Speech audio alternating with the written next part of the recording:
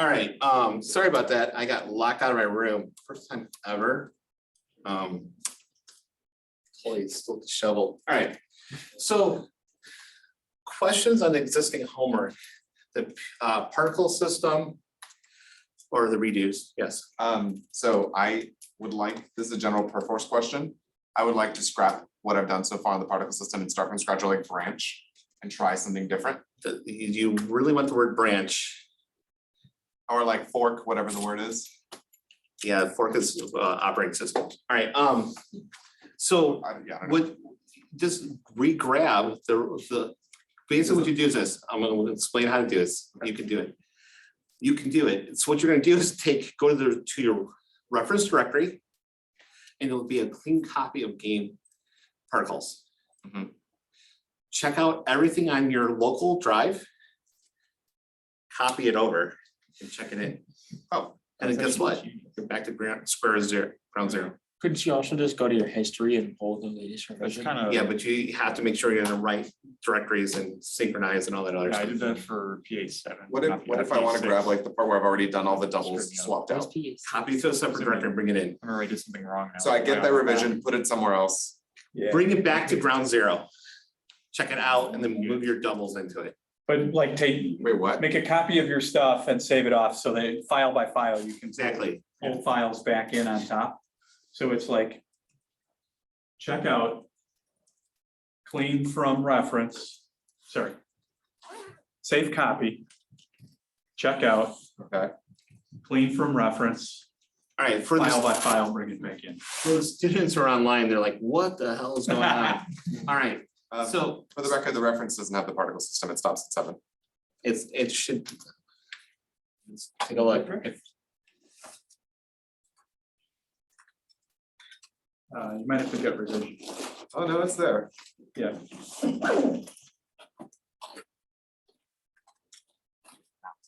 Look at that. Just two free cookies. I know what You never had a, I never did a problems to free can.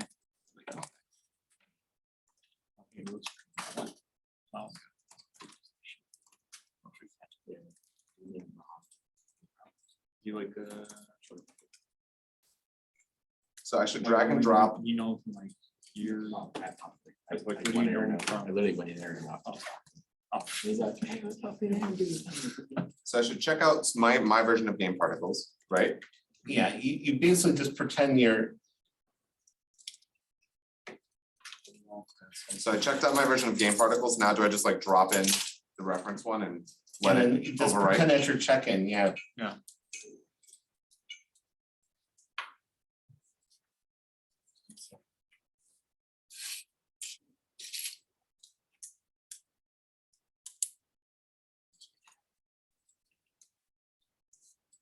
All right, so if somebody gets messed up,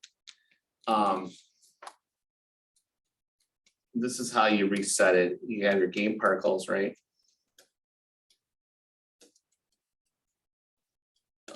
So you basically go into your reference directory.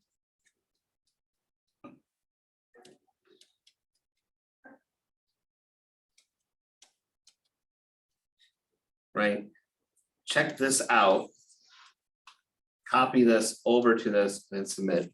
Before you check that out and make that copy. It's up to you. Yeah, it's buyer beware. But people want to save, some of the bad stuff. I would say if you're doing this, you're in shit land, so you probably should restart and do this stuff. Trust me, it's the work you think you're saving by trying to do this stuff takes you 2 seconds to redo from scratch.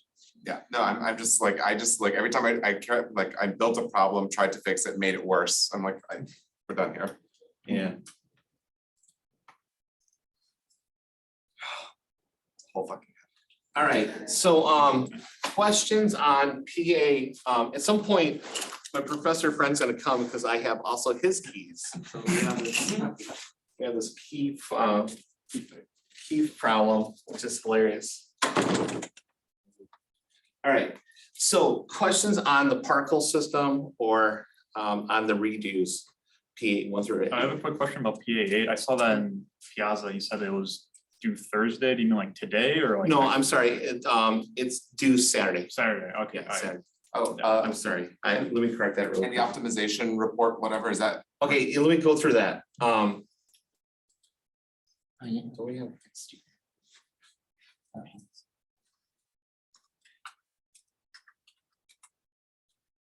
So so PA 8 issues. Did I say Thursday on here? I'm pretty sure it's the Thursday. Oh, yeah, Yeah. sorry, oops, grab.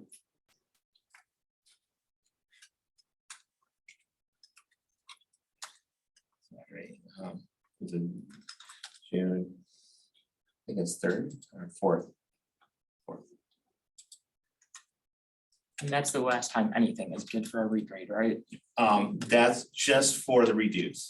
Right. All the redos. So Yeah. PA 1 through 8. Yeah, and the idea is, sorry about that, it was originally due today. Obviously, Saturday, I think makes more sense. All right, so what we're gonna do is PA redos is real simple. Just check in your code. If you like your existing grade, do nothing. I'm gonna regrade everybody's. And I'm gonna regrade it with redoing. So I'm gonna knock everybody down to 70%. And then what I do is when I submit the grade, I keep the highest grade.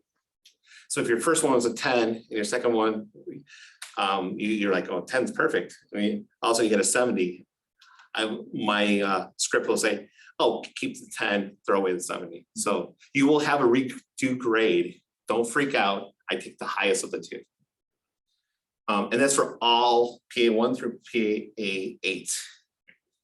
All right, so a problem some students had, some people got caught in an infinite loop on PA 8, and some were dereferencing a null pointer. If you read the feedback, it kind of gives you a hint of what's going on there. But if it crashes, it's a lot of times we don't get any more information. It gets to a certain line and just crashes. But that's generally what's happening. All right. Any questions on the redos P1 through P8? Any problems people are still having on that material? PA7 was surprisingly low. A lot of students didn't do it or it hung or didn't complete it. So please redo it, get some points. Okay, particle system.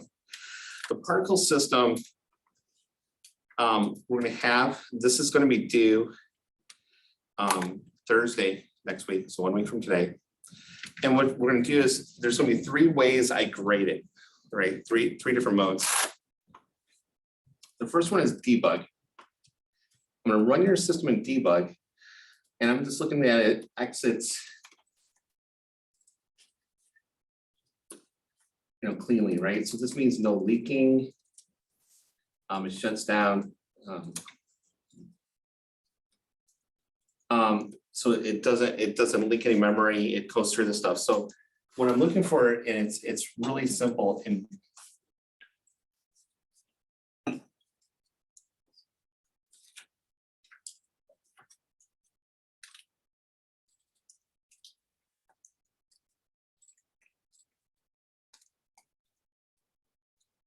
all right, so I would fire off in debug. And I'm just going to do compile and leave your settings to the default settings. And what I'm looking for is, does it build, does it compile? And so it's running right now. And I'm going to look in the output window. Right? And the thing's playing. And then what I'm just going to do is I'm going to hit click this X button. And I'm just looking to make sure it says pass. Right? If you're leaking memory, then it's a 20% deduction. Okay. So we're going to see about no leaking. Question. How hard would it be to mess something up so bad that you would be leaking memory? Pretty easy. Just don't believe. Just don't delete. Yeah. I guess. So but- every new has to have a corresponding delete. Yeah. Right, So a trick is, let's say your code is going sideways, right? Reduce your number of problems down to like, turn your particles down to 10. And see if that's working, right? Right. You don't have, I mean, if you're leaking at 125,000, you're probably leaking at 10, Of course. right? So that's the first thing, is reduce your problem down. Run debug a lot, make sure it's working, you know. Check in frequently. You can go back a version when you screw up. Some students aren't really comfortable with going back on that. So what you do is do some changes, copy your code, do some more changes, copy your code. You're like, it's somewhat stable right now, submit it. Take your code, check it back out, work on some code. Okay, I'm still working on something, copy your code. Okay, it's stable, submit it. So that's another approach. And what's nice about that approach is if you screw up, everything that's up on the server is always good and clean and works. Just maybe not as fast as you want it to be. So the release mode, what I'm going to do in release mode is I'm going to be running this with full particles on. And obviously you're on your honor not to, you know, kind of go against the spirit. If you have to ask the question like, can I do this? The answer is probably no, right? You know, just think about it. Like, can I change the way how the whole thing looks? But you know, it's particles. No, right? Can I draw every other particle? No, right? So anytime you find yourself asking a question, the probably take a step back, pretend that our roles were reversed, and what would you say to a student who asked that question? You probably know the answer, right? So in release mode, what I'm checking here is, does it compile? Now, just because it compiles in debug doesn't mean it works in release. And I'm making sure that does it look correctly. So the whole job of the release right now is, does it look like what it's supposed to look like? Now, obviously this doesn't look correct because I have too many particles and it's unoptimized. So it looks kind of slow. So yours will look more like this when you're optimized.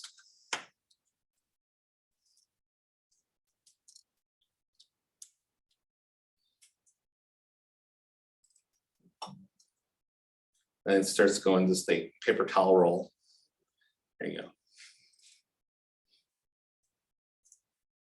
Oh. So like, we'll be able to optimize it to the point with 125,000 particles. It's 125 pound, just look like this, but with a lot more particles. That's smooth, all right. Actually, it should go a little faster. It probably goes a little bit faster. Let's see if 1,000 looks all right. And this is why I gave you the release mode, because the release mode is like the clean copy. Ooh. Is there a reason you scale it by 1,000? Yeah, so that's about the speed it goes. Just Wow. imagine just a truckload more of particles spinning there. That's actually surprising. But yours will get there. I'm confident of it, right? So I'm just checking to see, does it look like the particle? Now here's the weird thing. I know it sounds weird, but we have randomness, we have behavior. I am tuned on the way this thing's supposed to look. And if you screwed around with the random function and you didn't preserve the same functionality, you move stuff around, the particles will kind of go off in the wrong directions. The line won't go as far out before it starts to spin. It will spin faster or slower. It'll spin the wrong direction. There's about 100 variances if you mess up certain places of code that it will give me graphical artifacts. So the catch is your code should just be faithful to what you have there, and it should just look like everything that's running faster. Right. And so like I said, it's really hard to see here because it's going so slow and it has a timer on it. So it's kind of chunking around. So it's going to look more closer to this.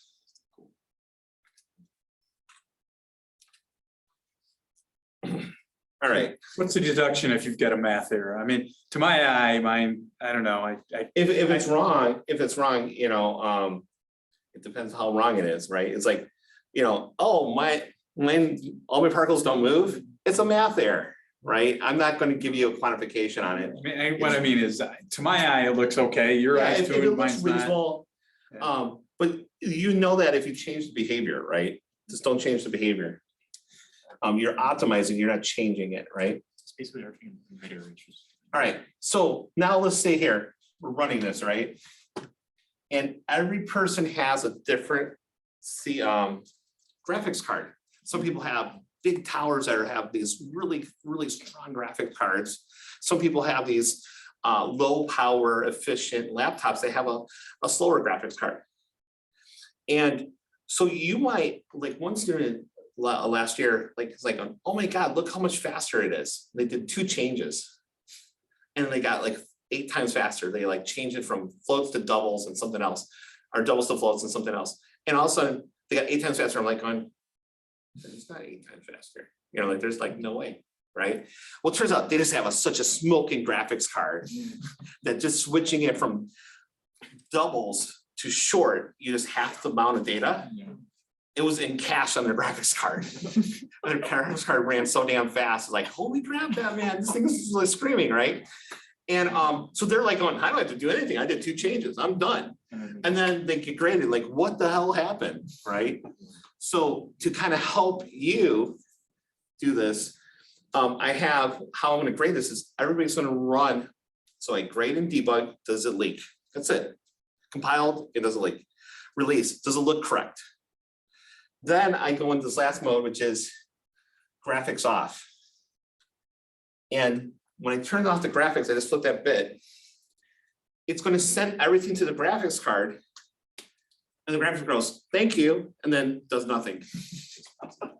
And so basically, it just basically, I'm pushing data to the door and the data does nothing inside the room. But I'm going to everybody's door. It's knocking on the door, handing them data, right? And what this is going to do is simulate still the graphics rendering, but now the speed of your graphics card doesn't play a part. I'm just saying it's at the door, right?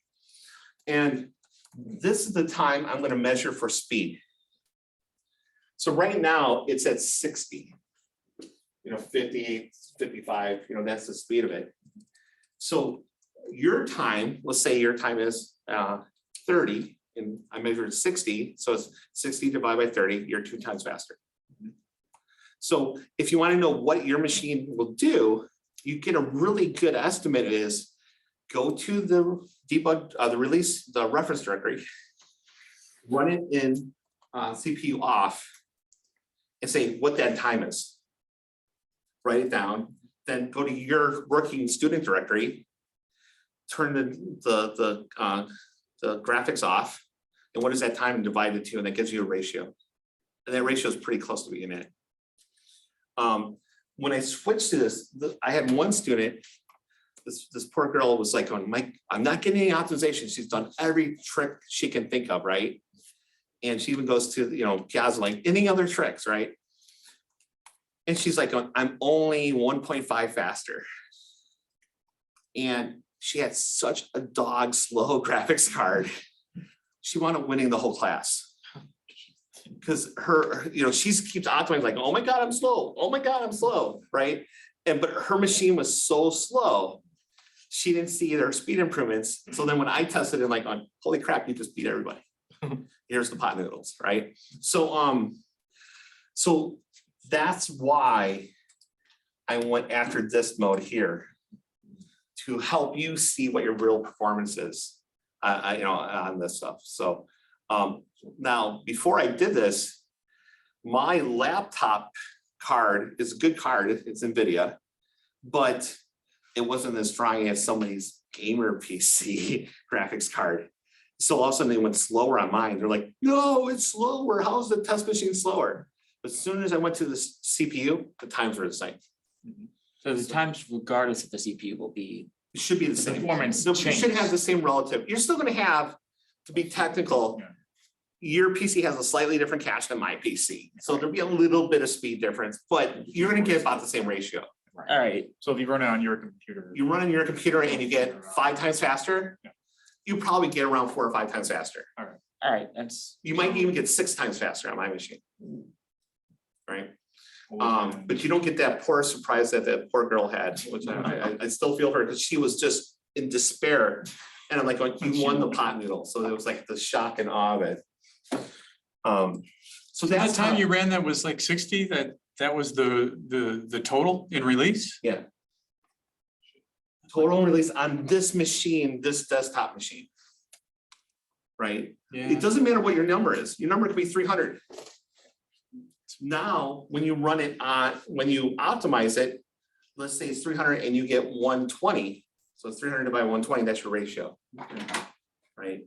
And so that kind of gives you a figure of merit. This gives you an idea that you're going the right direction. All right, so in here, last week I forgot, so it's my fault. So I'm not going to penalize students for my mistake. I had on this. So here's kind of the whole thing. Oh, here, I actually put down percentage if your behavior doesn't look right. If it's close, I'm not gonna knock you 50%, but I mean, if it's horribly off, you're off. I had this in here, analysis paper. And for right now, this is thrown away. There's no analysis paper due for the grad students. But Wait, there's no analysis paper? no, Gosh darn it. you won the prize. You picked the right door. Let me tell you the spirit of why it's there, and you maybe you can still do this exercise on your own, which is you're at a company and they said, hey, I want to optimize this. They go, okay, Jill, how long should it take? And it's like, I need 4 weeks to do this. Cool, 4 weeks. Now I'm a manager. Okay, I think about numbers, right? I'm a manager, right? So you might get 70,000, 80,000 a year. In my head, it actually costs $120,000 for you because I have to pay for your real estate, your license, your computer, your insurance, blah, blah, blah, blah, blah, blah, blah, right? So it's roughly a 10K budget per programmer, right? More senior programmers, it's more, obviously money, but so it's roughly 10K. So Jill said, I'm going to optimize this code. She said, it's going to take 4 weeks. I'm like, cool. Now I'm thinking, what do I get for $10,000? What kind of return do I get for $10,000? This is where analysis paper comes in. You're going to sit there and say, I think I can speed this up by 2 times or 3 times, or here's why. I'm like, okay, cool, go for it. Spend your 4 weeks and work on it. The catch is, until you've done this about 7 to 10 times, your guess is horrible, right? And what I wanted to do, this is the whole reason for this exercise, was I wanted you to make a guess and just see where you are at the end. And just to like going, well, I was close, or holy cow, I was so horribly wrong. It's just to help you kind of get a feel, right? Generally speaking, you can't estimate your speed increase until you've had a lot of experience, because you're like going, this code, if I change this, I remove 3 multiplies, but you evict it faster out of cache, then you have to retry later with this conditional, it has to reload it, your cache costs more, so actually you remove 3 multiplies and you slowed it down by 30%. So you get these counterintuitive kind of responses. So this idea is that you basically take a guess, analyze your code, do a couple testing of things, look at the code, maybe a profile if you wanted to, and sit there and say, oh, I think I can move it from floats to doubles. I think I should get about 10% increase here. I can, or remove STL and go to an array. I should get a 50% increase.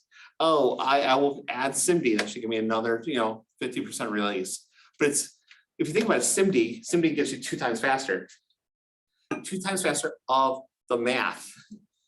If the math is only done 10% of the time, it's 2 times faster of the 10%. So you only knocked off 5% speed. So you're like, you do all this work and like, so if you take a code that's called 1 timer frame, and so it's called literally 1% or 0.01% of the time, and you speed up by 5 times faster, you will not see the performance because you're speeding up something that's so small of a contributor, contributor, that it won't necessarily make an impact. So this analysis paper is just, you write down some numbers, you kind of think what you're gonna do, and you turn around at the end, next week, you take a look and see what your numbers are, just to kind of get you a feel for it, right? So that's not required. It's, I just, if you want to do it on your own. You'd be surprised. I think, would you think you're gonna get speed improvements? You don't. Other things that you're like, oh, I did this and also it went better. Like there's things. The big hint here, memory tends to be the biggest animal that we're wrestling with.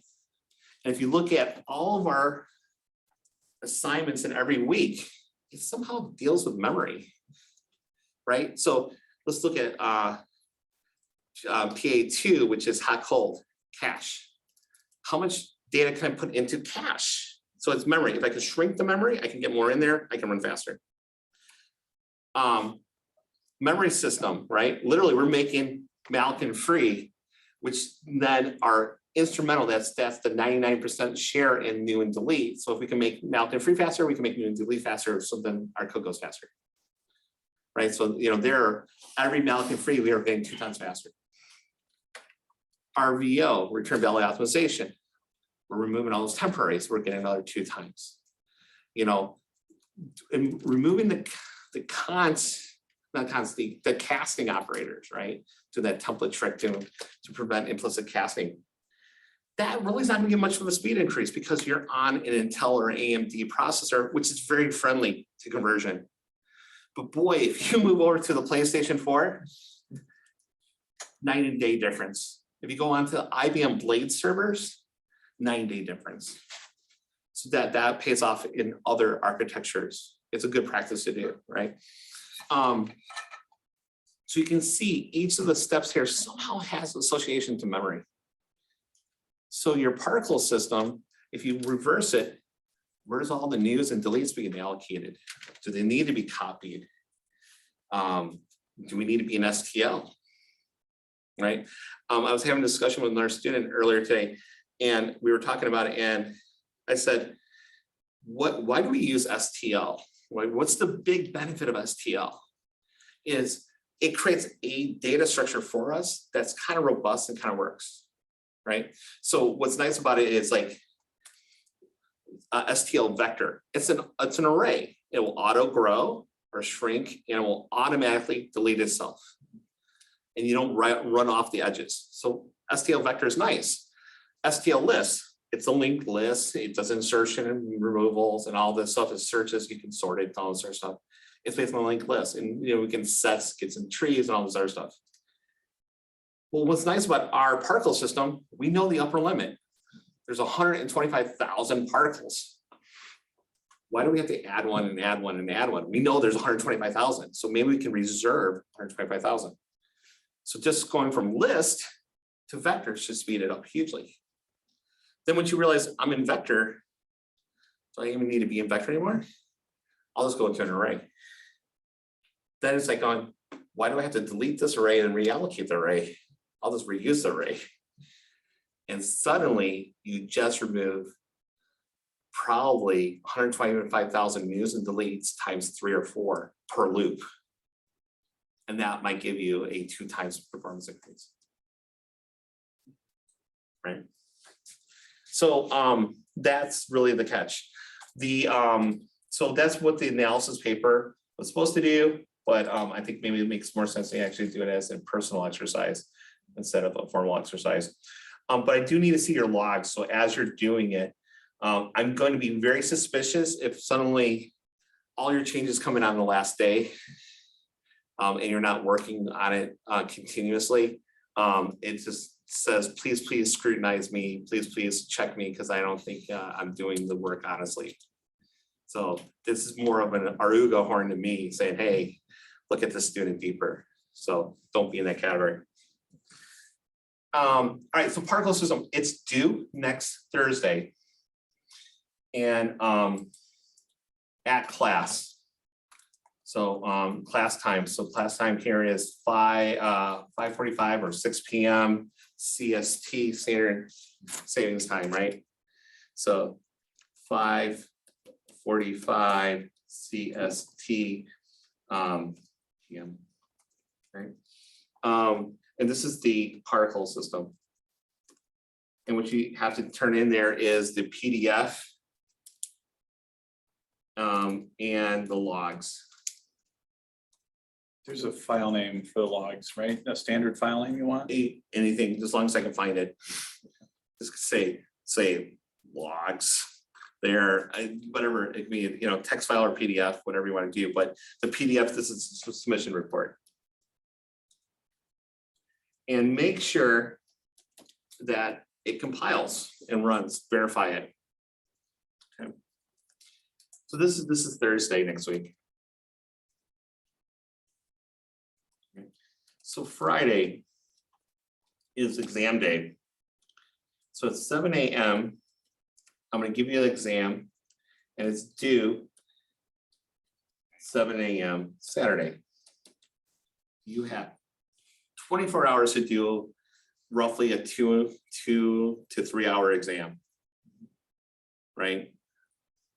I'm not going to be one of those people like, you have to run it on this tool and I'm going to have computers looking at you as you're doing this and, you know, making sure you're not using the internet and all this other stuff, because I think that's not giving you, you know, giving everybody credit to, you know, we're adults here.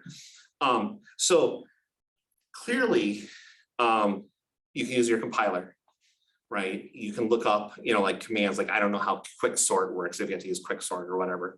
But just, you know, don't share. It is a final exam.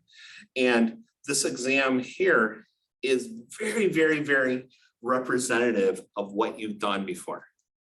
So if you've been doing all the homework assignments, you're like, yep, that's a pretty fair exam. If you've been having a lot of help or you found old copies of the homework assignments, you're screwed, right? And the deal is you have to get a 50% to pass. So this is what they call a poison pill. And 50%, I'm assuming the average is going to be 85, 90. 50% is pretty low. But every year I get 1 or 2 students like, oh my God, if I fail this exam, I failed the class. It's a take-home exam. You have 24 hours, right? You have a lot of time to work on this, right? It should take about 3 hours to do, maybe less. Every person has finished this exam like, I don't want it anymore. I'm done looking at this. I looked at it for 4 hours. I don't want to look at it anymore. I'm sick of it.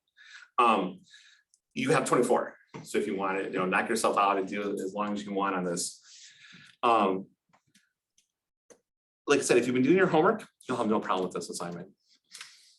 You know, but be meticulous. So this assignment, when I grade it, I'm going to add unit tests to test the grade it. I'm not going to give you the unit test, obviously, otherwise, you know, you can reverse engineer and you can get the solution. But I'm also going to go through everybody's problem to make sure it works. So if you created, and trust me, some students will do this, infinite loops, you reference a null pointer and it crashes, I go through every single student's assignment and I fix it to finish the grading so it could grade and doesn't crash. So, you know, if it's dereference a null pointer, I'm just going to comment that out, let it get bad data, and then this way it doesn't crash. Because if I let it crash, then the first one that crashes, I can't grade anymore. My whole grading system falls apart because it can't complete. So I go through every single one hand by hand and fix all your problems. But I get, I want to say a good 30% of the students get a perfect score. It's not there to be, it's not there for me to screw you. It's there to make sure that you understand basic material. So Are we allowed to create our own unit tests? you can do whatever you want.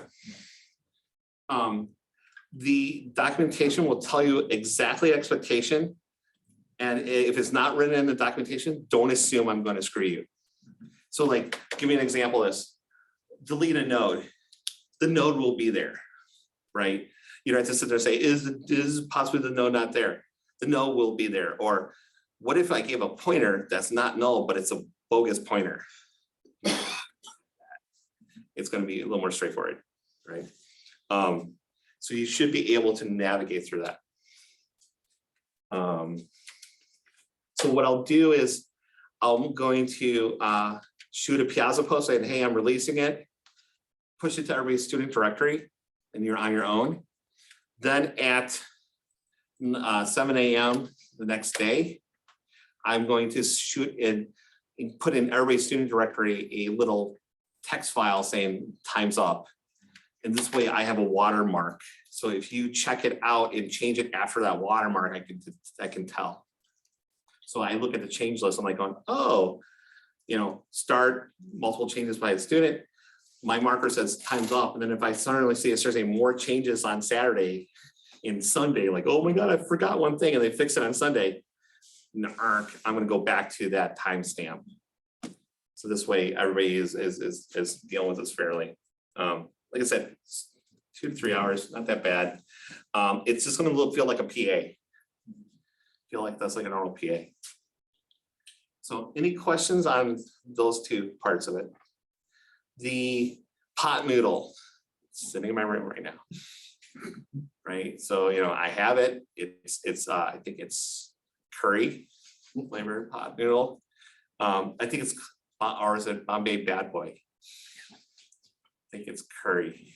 You way better. They're both good, but I always like it's the prize. You want the noodle, right? And you'll have fun. And then for those who are remote, send me your if you win, send me your information. I'll send you a box of British style pot noodles to you, but it'd be, you know, your prize. I'll say winner on it, and you can enjoy it there. When I was in Ireland the other day, you know, 2 years ago, I'm like feeling sick. I'm like going, I told my wife, like, go to the store and buy pot noodles. She's like, no, I'm not buying your trophy. So yeah, it's even revered at my house. All right. Questions on the particle system. It seems like there's some issue with SIMD. A couple of students had problems with this. So let me reiterate the rules of SIMD. Your data, right? __ M128 is also in a union with a structure float X, Y, Z, W.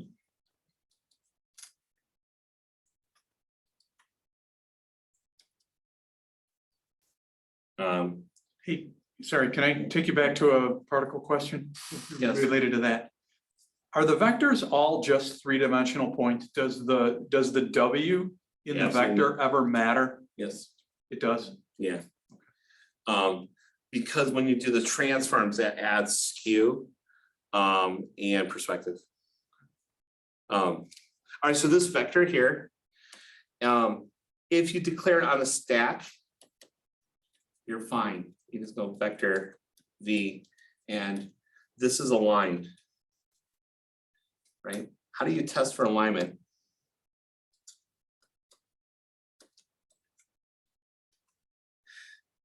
Unsigned new int 32T pointer.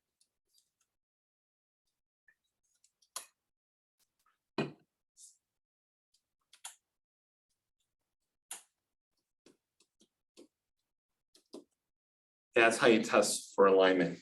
What I'm doing is I'm basically taking the last 4 bits of the pointer and say, I make everything 0 and just keep the last 4 bits. Then I said, the last 4 bits better be all zeros. If it's all zeros, then it's 16-byte line. So if you get into trouble, check your alignment. No matter how much you think you know it, if you get into weird crashes, check it, because it might be wrong. So stack is okay, right? If you declare on the heap,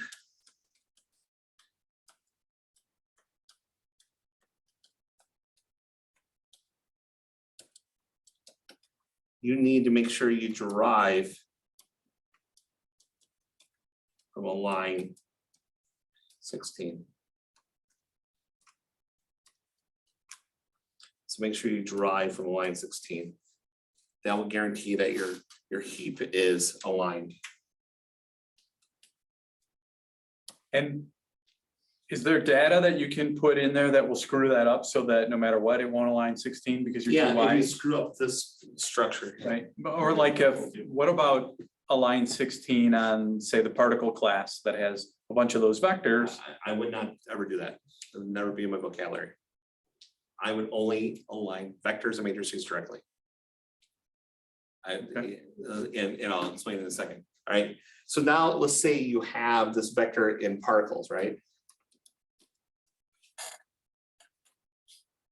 Right. And you have vector V1 and blah blah vector V2. You need to make sure the problem here, this is just a quagmire waiting to happen. You have to make sure that you have the right number of bytes between these so they're both aligned. You have to make sure that there is no V table. So you gotta make sure the first one is aligned. You have to make sure there's no V table. It turns out to be a really quick mess. It's very easy to get this misaligned. So my suggestion is don't do particles this way. Instead, treat particles this way. Vector star V1. You know, who cares? Vector star V2. And now this points to align data. This points to align data. And we don't care about what is the structure particles aligned. The data that points to it is aligned. And then that's the easier and more foolproof way. And the last thing, if you pass it into a function, reference pointer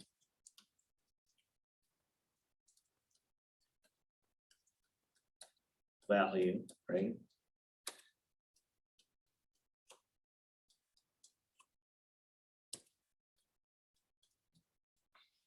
Right. This doesn't guarantee alignment.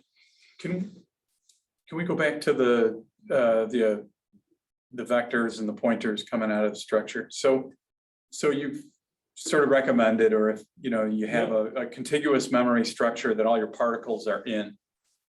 You can't control the alignment because it's an array, right? But if it's an array of, You can do it any way you want. I'm just saying, this is the way I approach things. so the reason I'm asking is, thinking about, the localization of memory, and the reason you have an array is because you want, as you're scanning through that, you want to get some cache hits as you go through that.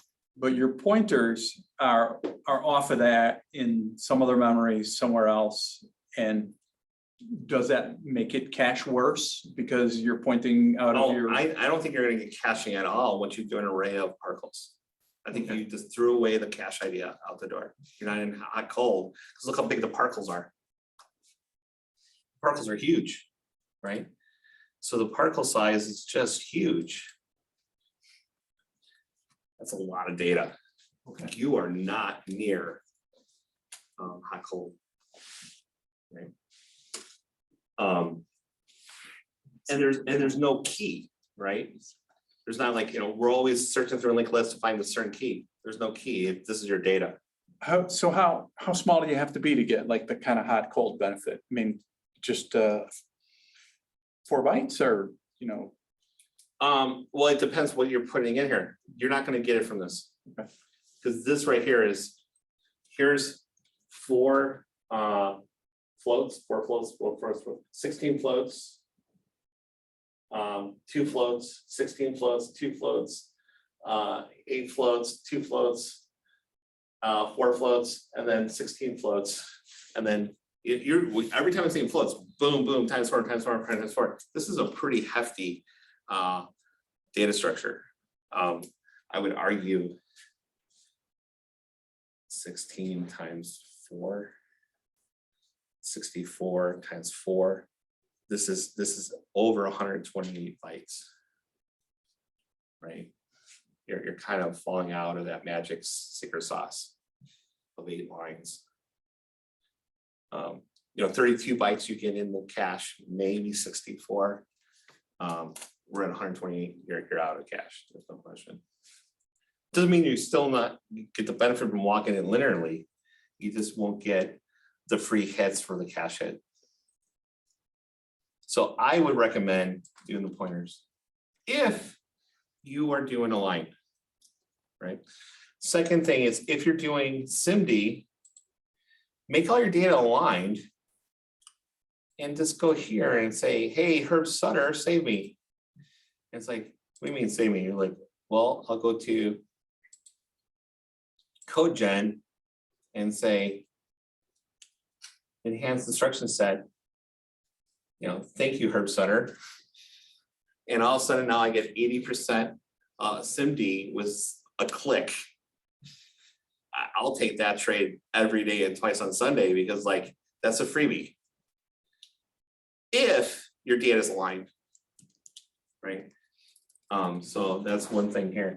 So in Piazza,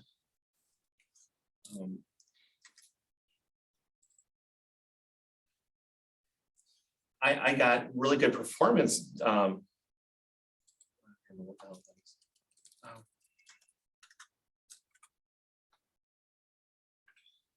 In Piazza, I got really good results.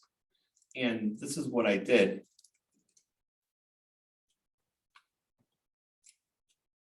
Not in this order, but this is all the things I did. Somebody said like, how the heck did you get so fast? This is what I did. So there's my to-do list. So, gives you some ideas of how to kind of go after it. All right. All right, anything else on particle system? All right, let's continue on.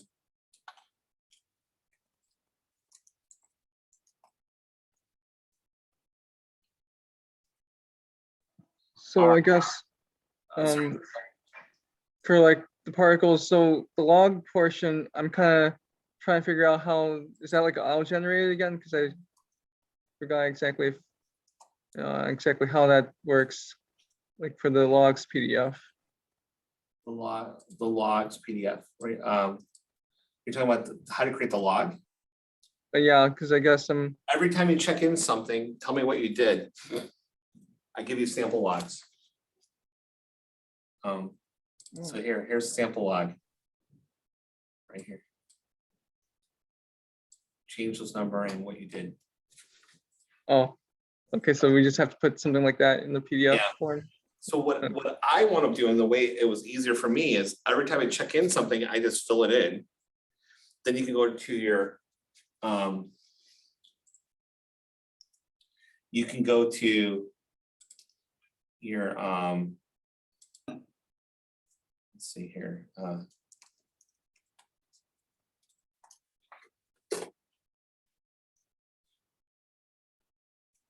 View submit changes.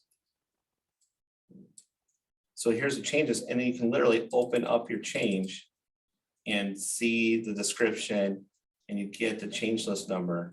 So what I do is I just, every time I check in, I just put myself notes in there. But then when I want the log, I can turn around, open up each line and cut and paste, cut and paste, cut and paste, cut and paste, and done. So Oh, okay. that's what I did. Some students will just create a log file, text file, and then they just add to that, check it in, check it out. They add to that, check it in, check it out. But I put all my fields right there. So The change list descriptions are public, right? change list descriptions. I don't know. You don't have access to each other's. Yeah, the descriptions, I think, are Do visible. you? Take I a think look. so. Yeah, well, I mean, I have my It's laptop for that. you're not. I mean, I would I don't look, but think you do. I don't think you see it because you don't even have directory privilege of it. Well, you can see the directory listing, You can't see each student. Students. huh? You can't see each student. This is my view. I get to see everybody. Yeah, I'm in God mode. but isn't the change list a global listing of changes? No, it's a change list and I sub it to each directory. Okay. Besides, it's not gonna like, I added SIMD. How the hell does it help Jeff, right? It's Yeah, it's you like, did give us a list of like 12 different things and. yeah, this is what I did. Yeah, here's So all. the like, yeah, changes. that's like the biggest hint. of what Right, we that should tells me do. what I did. So yeah, but you're not gonna see the code or anything of that. That's all still private. I got a quick question yeah. too. Are we putting a log into Perforce or? You're gonna check it, you're gonna put into just a text file Oh, or a PDF file and check that in. okay. So it'd be your PA, your game particles PDF plus a log file. And then I look at the log file, I look at this, and then I run in and do the analysis. Okay. So your question is, are floats sufficient large for holding the data in the program, or are doubles necessary for holding the values? Floats are plenty big enough. Floats and doubles are both approximations. So it's kind of like, do you want a slow approximation or a faster approximation? They're both approximations. So floats. You know, a lot of times what I don't like about the programs in Java and C++ and C#, everything kind of defaults as doubles. Because you have a 64-bit processor, that doesn't mean you should use it. It's kind of like here, you're doing a stopwatch and they go, what time is it? You go, it's 6:54.00328282, and you keep going on. Like, I got it. I can stop after a certain point. No, I got 64 bits worth to give you. You don't need that much precision. So yeah, stay with floats. That's, I think, will make things a lot faster. All right, any other questions on particles? Okay, so now let's go after lecture.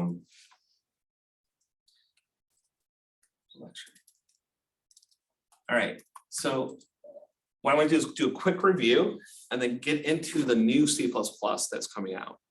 And if we have any extra time, trust me, I got more material. We can go over how strings work. This is always like a fun read. All right, so the whole idea here is to introduce you to optimization. And this is a really interesting field. And what's kind of fascinating is optimization is useful in almost everything, right? That's why you guys are in the class, hopefully. But I think even just doing optimization and you never use this stuff and you never optimized before, you're going to change the way you code a little bit. You're going to look at things a little bit differently. Stuff is still true in Java. If you rearrange your variables to reduce the padding and alignment, it goes faster. Try to reduce the number of new calls, it will go faster. Try to reuse the new, try to overload the operators correctly. You can do that in Java, it will go faster. So a lot of this stuff is still true. Just C++, I think, gives you a little bit more low level, so you can do even more stuff to it. And think about now, you're fine with pointers. You know, you cannot make it through the memory system unless you understand pointers, right? So I keep getting asked constantly to make this a MOOC class or create a book. And so if I ever do this, I always tell people, if I ever do this, my goal is to have every single student's name that I taught in the book. So literally there might be like, now at this point here might be like, 10 pages of just names. But I will put your name in there if I do the book. The problem is, the only reason why I'm not doing the book is because the day I publish a book, somebody is going to rip it and throw it on GitHub. So like, all right, well, there goes 3 years of my life, and hey, have a free copy. So that's the only resistance I have right now. That. All right, so quick review. Week 1 was just basics. So we went through the difference between inheritance, big 4, pointer versus reference, and linked lists. One of the big things that are different about C++ is the type of inheritance. You have public, private, protected.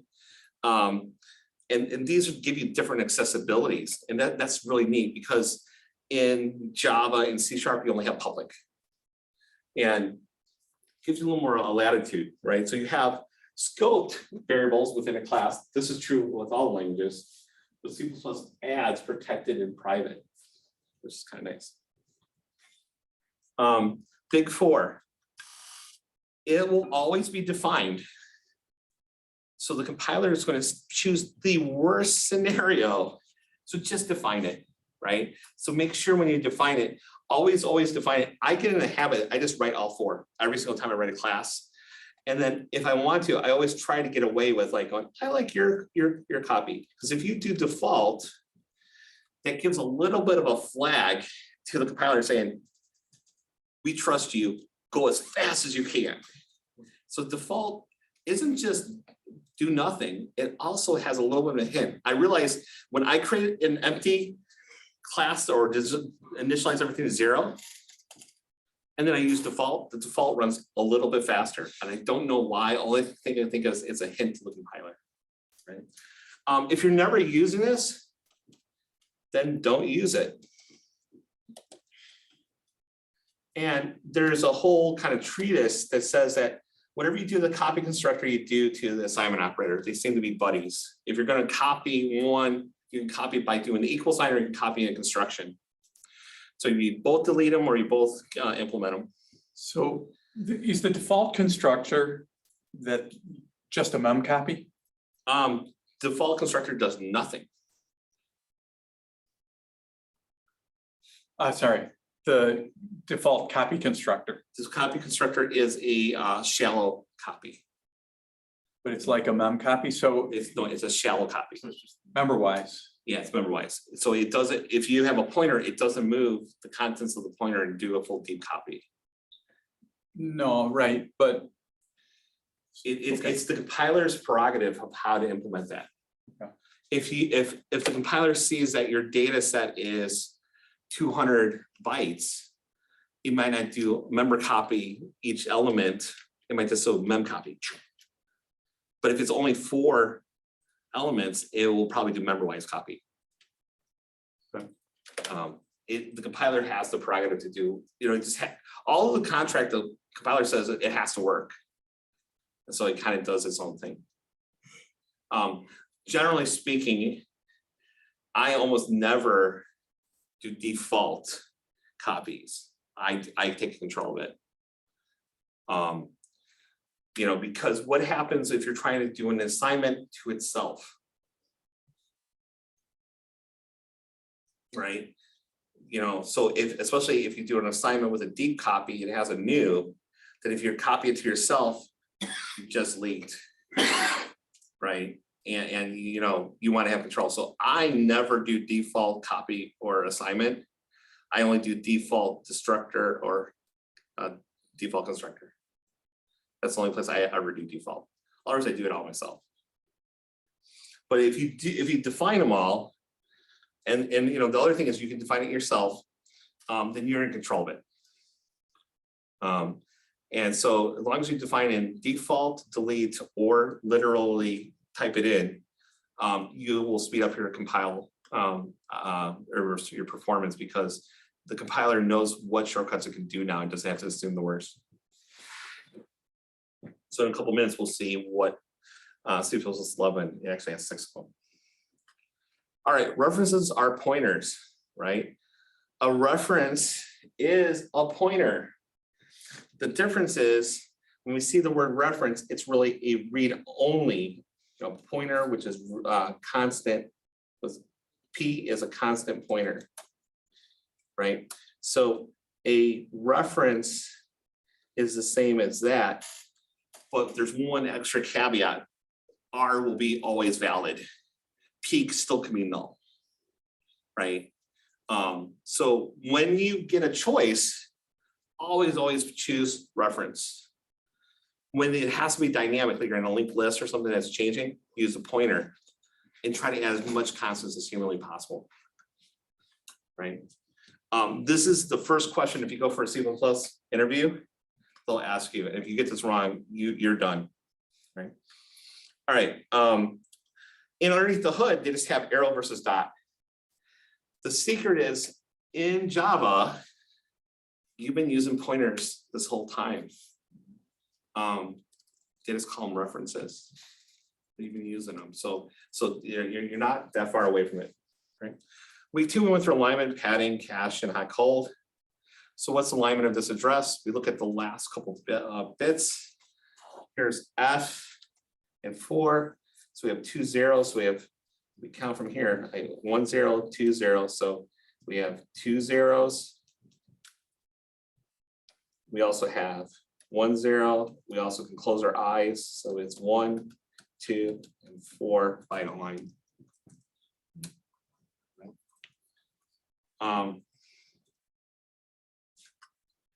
So, here, this one has 3 zeros, so it's 8 final line, which is also 4, which is also 2, which is also 1. Here, there is 6, so it's 64, 32. You get the drill, right? If we see structures that are padded, laid out, the compiler is going to add implicit padding. So it's going to add paddings to guarantee that each type is aligned to the correct appropriate address. So this here, double is the most restrictive. So when we look at here, I do a quick scan, like who's the biggest guy? This one, it's 8 bytes. So I know it's n times 8 is the total size. It has to be a multiple of 8. If in your class, you see a vector, 16 bytes, that's n times 16. So it's whatever the largest guy will tell you the total size. And then if you rework it, moving the most restricted to the top and kind of backfilling from there, you generally can shrink the size. In this case here is 24 to 16. Hot cold structure is McDonald's claim to fame. Have to have the styrofoam cup. And what we're doing there is putting like data structures in next to each other in memory so we can quickly get a cache. We can not only buy the one structure, we might get 2 or 3 structures in it, and that will get you your speed increase. So keeping things small and tight together will give you cache benefits. Right. So week 3 was pointers and arrays. It would, in that last slide, data, is that a type? Is that a user-defined type? With this header. No, yeah, the star, data star next. That's This wait, right oh, here. never mind. I got it. No, I got it. It's pointed at that other class. Yeah, sorry. Okay, and then this points back to this class. Yeah, okay.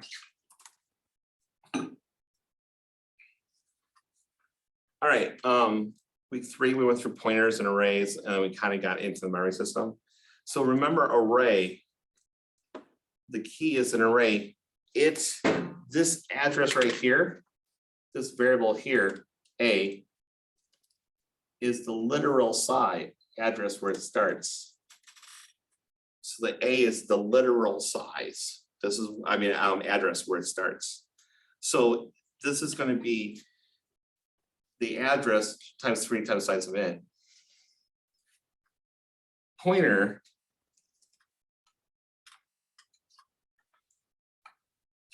is a variable. The pointer itself has an address. Worry about the data inside of this is the store. So this one here says, go to variable P, go to what's inside of it, take that plus the size 3 times it. So pointers and arrays are definitely different. Don't let people fool you. And if you keep this diagram straight, it'll make a lot more sense. If I want to change the pointer, then I do a pointer to the pointer or a double pointer, and then I can change the contents of it.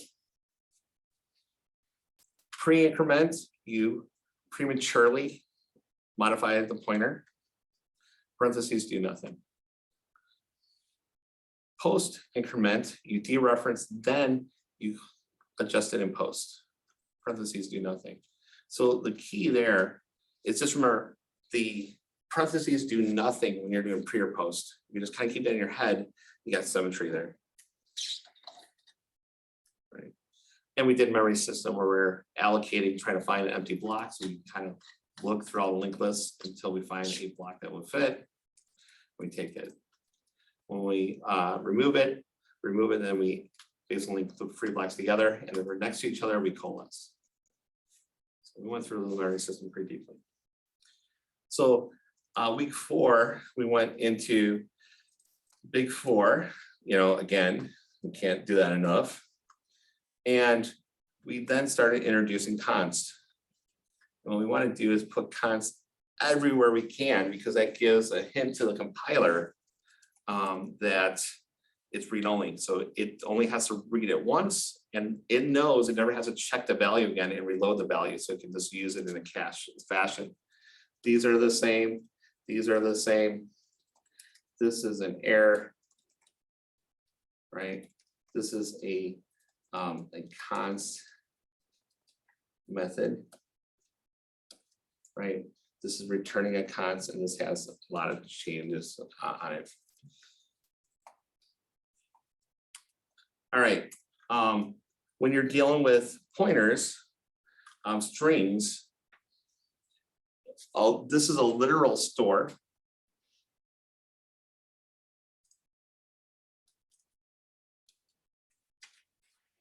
And this store lives in the BSS, and it's read-only, so you can never change it.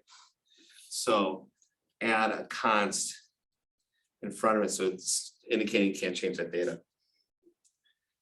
So when you see the double quotes, it's literal store, and it's going to literally, that allocation for monkey brains will live actually in the code base. And this is going to keep your string copies and other things behaving correctly. All right, we went through, week 5 was a little bit of mismatch of a couple different ideas. So implicit conversion, do the template trick. Have the one you like is the one people use, and then have it match everything as a template. And if you have it as a multi-variable template, make sure you have, R, S, and T, like 3 different variables, because this way you can have an integer, character, and a float, and they would match in the template. So we might make sure our templates always have 3 parameters if there's 3 parameters in it. What's nice about this pattern here, this is a poor man's way to enforce that we're not implicitly converting it. So this kind of brings the compile issue error to the surface to force the customer to behave correctly. Right, compiler settings have about 100 of them. RV return value optimization. This reduces the number of temporaries, and the key thing here is you have to implement the copy constructor.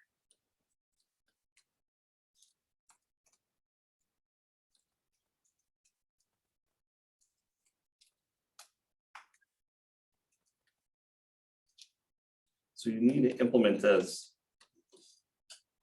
Otherwise, you prevent the thing from happening. But if you just always go implement the 4 operations, you won't get in trouble. And the return value authorization, you're doing the work in literally the argument list. Then you're using a factory style thing where you do the addition and it goes in here. So it's going to actually call the copy constructor. Huge speed difference. All right, proxies. We went through proxies, and proxies is a clever way to redirect or tunnel. We're going to take these 2, create one proxy, then this plus a vector creates another proxy, and then that proxy gets converted back to the vector. So basically, this becomes A, B, C, and this is where we do all the work. So the nice thing about this is we're just doing substitution rules. And we can basically create a 2, 3, 4 n element function with different types of data, as long as it uses binary operations to get there. So we could have done this with a multiply here, and the whole system would work. We just have to now make this a multiply. And we can kind of go from there. So we can mix and match different binary operations, but the whole idea is a proxy is substitute a surrogate or independent variable. And that's useful when you have other users using your classes, right? Because, I mean, you can get the same efficiency by writing a function that just takes all those as arguments. You can write a C-style function. So you can write a C-style function. Your C-style function would be this.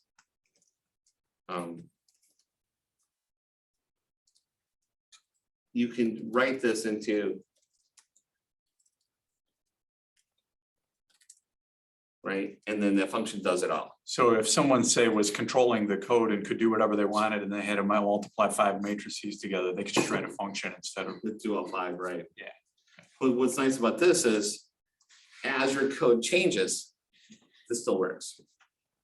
So if you did a proxy for 3 elements and somebody added a 4th element, it will still work. Yeah.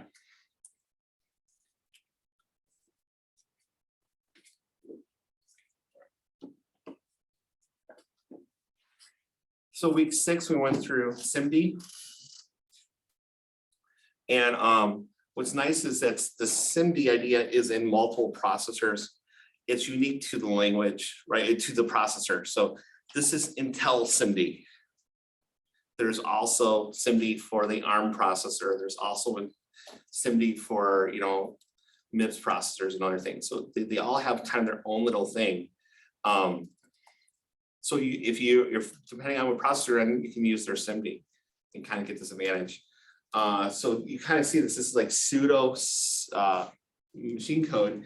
But what's nice is this little variable actually is a macro, and it gives hints saying I'm dirty in A and B, C is my output, and it can rearrange that snippet of code up and down and moving around. So we did a parallel and single operations. So if you're writing for multiple platforms and you want to optimize for them, is there a preprocessor directive or something that you can tell which platform you're on, or do you just have to like? Well, no, you can tell you're on an Intel platform, which you would have to already say I'm running on a Windows platform, Windows or. You have to tell it that in your command. But you can query what level of SIMD support it has. But there's not a universal. Why would Hitachi's processor conform to Intel's signature? There's no skin in the game for Hitachi. Hitachi will stay on their own. So there's no unique thing, but if you're doing multiple targets, you know which target you're using, you use appropriate SIMD for that target, whatever their language is. And remember, SIMD is just the beginning. You can go into the AVG and other more advanced formats. Right. So here is a file system. We did load in place in the file system. And we did the difference between insertion and merge sort. So the big thing with file system is it takes time to search for a file. Even if you have a solid state drive, what's nice is on a spinning platter, if this is your head, if it's in the inside, remember there's disk, right, going out. If you're at this location, you have to get down here, it's going to take a long time to sweep it over. But if you have to go to location B, it's going to take less time. Well, if you're on a solid state drive, it's the same time, but it takes time. And so what we want to do is try to avoid as much seeking as possible. So what we try to do is instead of having 10 files that are small and loose, we put all 10 files into one package. So we just open up one file and we get all the data. Because doing open, close, open, close 10 times is very costly, where we just open one, we get the collection. So we did a load in place scheme. Now, remember, if you had to do load in place by hand, you would sit there and say, here's this is my data. And this is in a file, and you go, okay, create a space, copy the data into this one, create another space, copy the data into this one, link it, create a space, copy the data into this one, and link it, right? And so this is your file memory, and then each copy, you go up and up and up and up. And when you finally get the whole linked list copied, then you free this up and it drops back down. When you do load in place, you don't have that spike. Because you sit there and say, here's my data, I'll just fix the pointers in it and I don't do any more allocations. So load in place gives you the speed improvement that you don't have the spike and you're not doing the and extra news. All right, week 8, we did memory overloading and a little bit of STL. So here's the new and delete. Just remember, we take the size, the compiler figures out what size to pass in here, we do the allocation, and then on return, it does the constructor. And delete, when we enter in it, it does the destructor. Then we do the free. So essentially, new and delete is just a malloc and free wrapped with a constructor and destructor. With the array, it's going to fire off the constructors going down, the destructors going up. And there's going to be a little header on the top to tell the compiler how many elements and the size of the elements. That header knocks out your alignment for the rest of the array. So this is why you don't make arrays aligned. It's probably something I should join the committee just to try to lobby, because I think this is a missing function in the language. But if you did, if each of these elements had pointers to align blocks, then you don't care if this individual block is aligned or not.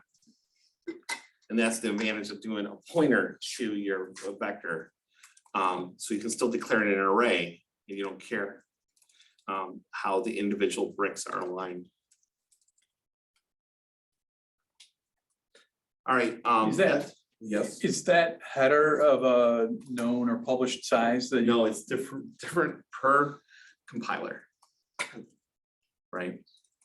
And just to geek it one more level, and it's allowed to change. So in a header somewhere so you can find it at least for the compiler you're using? No, this is not documented anywhere. This is all black magic. Okay. But it can change too. That's the kick.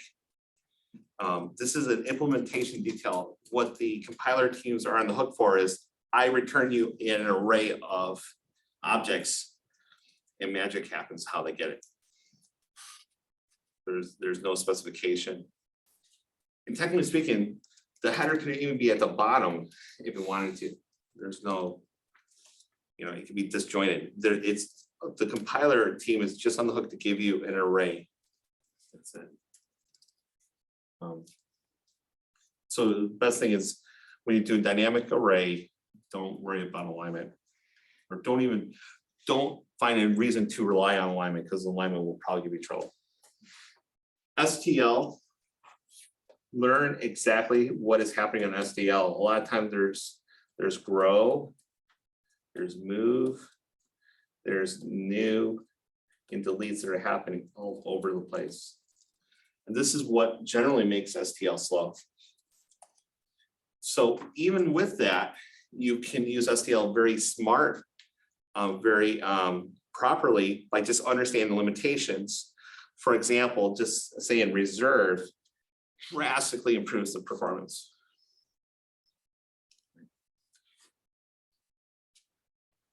So we went through profilers and some general optimization for week 9. So statistical profiling basically just does interrupts. Goes very quickly, it keeps sampling the code and this records what line you're on. Then after the sampling collection happens, it takes all those addresses and says what address and what function, and they kind of create a table. It may miss things just because that's the roll of the dice, but this generally is not obtrusive and gives you a kind of a true caching behavior of your code, but it's not high fidelity. Instrumenting it gives you high fidelity. Every single function, you know how many functions that's called, it's consistent and never misses one. But because you add code to say, I enter and exit each function, it tends to be slow, and that instrumenting will actually affect your performance and your caching. So it's not as precise on the behavior, but it's precise on the count. The other one is precise on behavior, but not precise on the count. Right, so we went through some of the techniques in code complete. Right, so the whole idea here is just give you, you know, kind of some starting toolbox for optimization, right? This will repeat. All right, exam. Here's some of the concepts: data layout, alignment, pointers optimization, return value optimization, proxy, memory, right? STL in here. What you notice, there's one concept that's not in here, is SIMD. I don't think it's proper to give you SIMD on a final. You know, just because it could be a time sink trying to hunt down like, what the hell? Because you know, if you want, I can give you a codec for high definition TV to debug.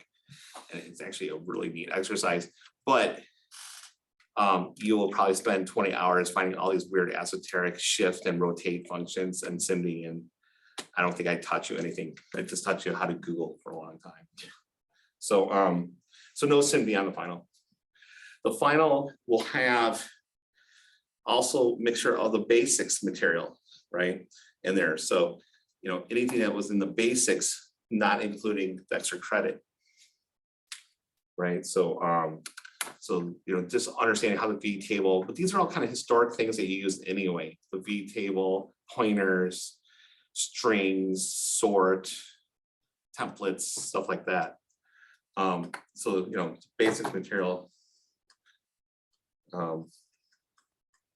So these are all pretty straightforward. It's really weird. Some weeks a lot of people did the basics, and some weeks people like virtually nobody did the basics. It's just, I think, what was on your plate that week.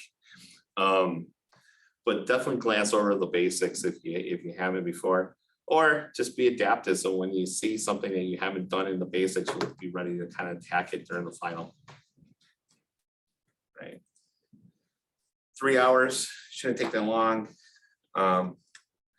This is, you know, the lion's share of this, and the reasoning for the heavier weight on the final is you know, it's 25% of your grade, is this is the summation of the stuff. So even if you have bumps in the road, you can kind of recover with this. Like I said, I generally have about 30% get perfect scores. But, all right, stay in touch. Hopefully I'll be here for a lot more years, or until I have my heart attack. It's coming. I'm just waiting. At some point, it's coming. Do you Right? write the book first or just time it right before that? I don't know. Well, then somebody has to proofread it. My name in the book before. Yeah, you entered in the book. Okay. But I should be here, so always just come by, visit, even if you're not in this field or whatever. I still talk to students that I had 12 years ago. So you know, stay in touch, right? All right. So now, what time is it? It's time for a break, right? So let's do a break. And then we go after the beautiful C++11, all the things that I didn't show you. And now you know why. So I can't even count who was this week. Everybody too. Thank you. Okay. Just a break for me. He's working good. Yeah, no, I did what he suggested. Okay. It worked out nicely. Sometimes when you connection, if there's more than one connection, Yeah. if your connection doesn't have my workspace selected. then Oh. shit, it gets weird then. Got it. That makes sense. Yeah. Hey, do you remember a student maybe 2 years ago, Gabe Valdez? Dude, Yeah. maybe. Question, when you grade our speed, do you grade it without the graphics? I went through that. Yeah, I just wanted to make sure I understood you. Yeah, I completely went through that. I'm not I trying to be know. a jerk, but you know, you were coding a lot of talk about that. Such a teacher move, I've said the same shit. Feels like you can even do that. Huh? No, I'm not mad, I'm like, yeah, okay, Dude, fine. I'm literally writing an essay right now. I haven't been paying attention at all. I figured out what was wrong with what I was doing, which is nice. Good. Yeah, but like people sitting there too, they don't say their names, nobody is. Yeah, even you for a few classes. On the plus side, I'm down from, so I actually wrote down how long, I made a table of how long it took me to do things with graphics off 125,000 particles. Originally was like each cycle was 90 in total. And now I'm down to 37. So I'm gonna be okay with this. I'll call it a fucking day.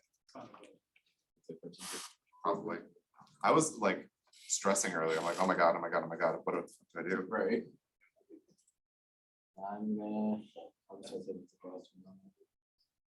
Yeah, he's working and then.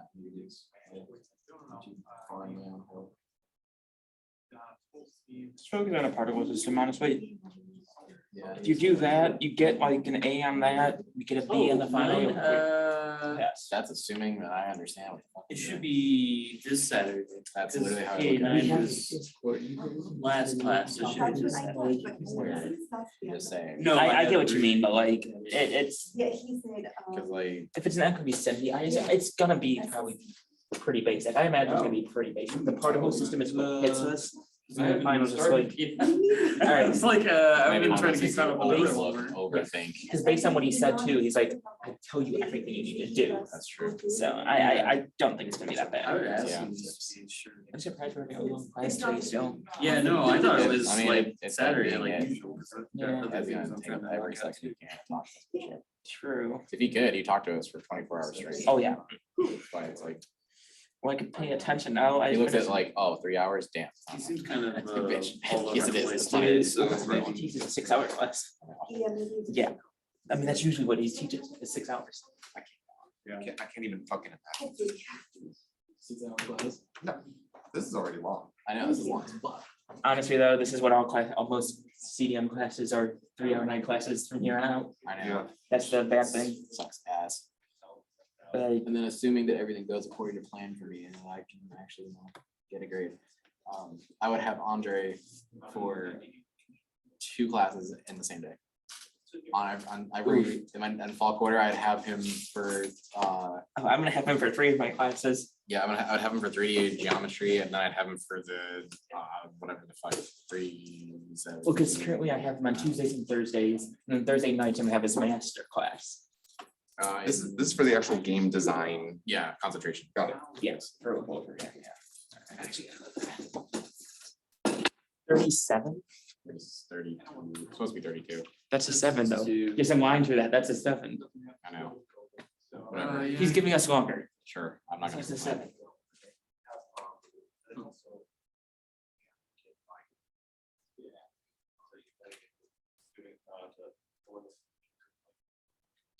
Yeah, if you're gonna tell me it's what you're doing, then. Oh, right, so.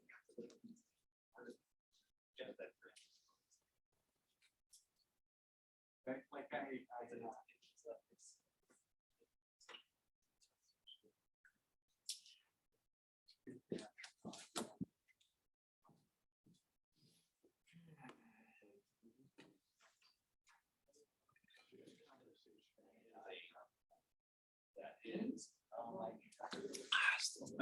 Water there is awful.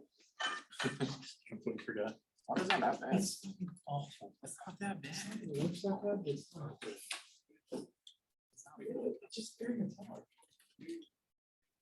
You drink like the spiciest water, no, you don't know, you don't care. It's true. I have. What does that even mean? E. coli infested water. Exactly. I brush my teeth with. I mean, we all went through that. So you're used to it, Brad. They did, did you ever see the signs where they were like, okay, do not consume this water, and Yeah. you spit it out, you have to brush your teeth, like that signage? Yep. God, that was awful. I got used to. God, I almost forgot all about that, that's been a while. I got used to making cases of water, like doing runs for cases of water while I was in my mom. We need to do that iodine stuff, Oh, the iodine crap in it, and yeah. hope to God it doesn't kill you. Oh, the God, yeah. Hope to God you did it right. I had a student who decided on a bet of $1 to drink iodine water in a chem lab, and they were like, wait, did you really do this? Like, yeah, why? It's not a big deal, I'm fine, I can stay here, and they're like, no, we have to call 911 and that's Yeah. illegal, because you just fucking swallowed iodine water, Yeah, like, for $1. for a dollar. $1. Not like a substantial, like How one much fucking, do they put I have in to there? give They them tell, they props. give us these little tabs and you put it in I mean, it was a there. chem lab, so like, I wouldn't test it, Oh. like, everything's like 6 mole or whatever the fuck, I'm not touching it. Again, props for like doing it for $1. At the same But still, it's time, only a fucking dollar. reduction for doing it for $1. Right. Dollar, you gotta kill you. Man, you got the worst deal ever. You got $1 for a trip to an ambulance, which is like. I'll kill you. I got used to drinking bottled water that was. Something like that. Still not good. How about the water is sitting on a pallet in the hot baking sun for like a year and then you grab that one, like, oh, this water tastes You know what I'm great. talking about. You've been Like overseas. all the Yes. freaking I microplastics. was deployed quite a few times, 7 times I think by the time I got done, and the first 2 were the absolute worst. It was like you get off the plane, there's a runway, and that's it. There's nothing. Yeah, you were there. just runway. There's nothing there. You sleep in a dirt How hole. long were you? 20 something, 20 and 6 months. 26 months. No, 20 years and 6 months. Holy shit. Yeah. I didn't realize you were in that one. Yeah, I retired and got out. That's how I got out. Holy fuck, Yeah. okay. You were 20 years military. I didn't realize that. Yeah. And you're Wait, like what? 4 years. 20 years. Yeah. What the fuck? I thought you were in for 8. No, no. Yo, hold on. 20. Most people just assume that. That's why I don't even say it. Time out, 20 years? Yeah, 20 years and 6 months. It's like an So actual you are, career. hold on, So you're what, 38? Yeah, I was 17 when I joined. So Right. 37. 37. Yeah. What the fuck? Yeah. I thought you were like our age, roughly. Dude, I could have Sorry, sworn. it's a wide range, by the way. Yeah, I thought you and I were closer. Yeah, cause I would have said like 26. Cause Oh, while, yeah, there you okay, go, that's while you were good. gone, I was like, yeah, when I was overseas, too, like, yeah, I deployed like 7 times. It's like, wait a fucking minute. 7 times does not add up. Yeah. I mean, it does if you're 37. Right now it does. When you get out of this fucking shit. Oh, Mass East. Oh, well, you guys is different. E7. So that's what. Okay. Yeah, you. My mind is blown. You only had Yeah, 4 years. because right? it, Yeah, I know. That's why I go to school and I get retirement money. I Yes. just live life, but like I don't have to do anything else. Dude, I could have sworn. you figured it out. Only like 8 years and what the fuck? That's what most people think. That's why I just don't even say it. I'm like, yeah, I got it. At that point, it's a compliment. They're calling you young. I actually thought like you were younger than me. Yeah, there you go. My mind is fucking blown. Well, Why didn't I find this out now? What the fuck? Okay, fair enough. okay, we'll accept your student cards. Mhm. Take it. Your card accepted. Student card accepted. Okay, cool. Alright, I'm glad I started from the beginning again. This is driving me fucking crazy. Yeah, sometimes you need a reset, a hard reset.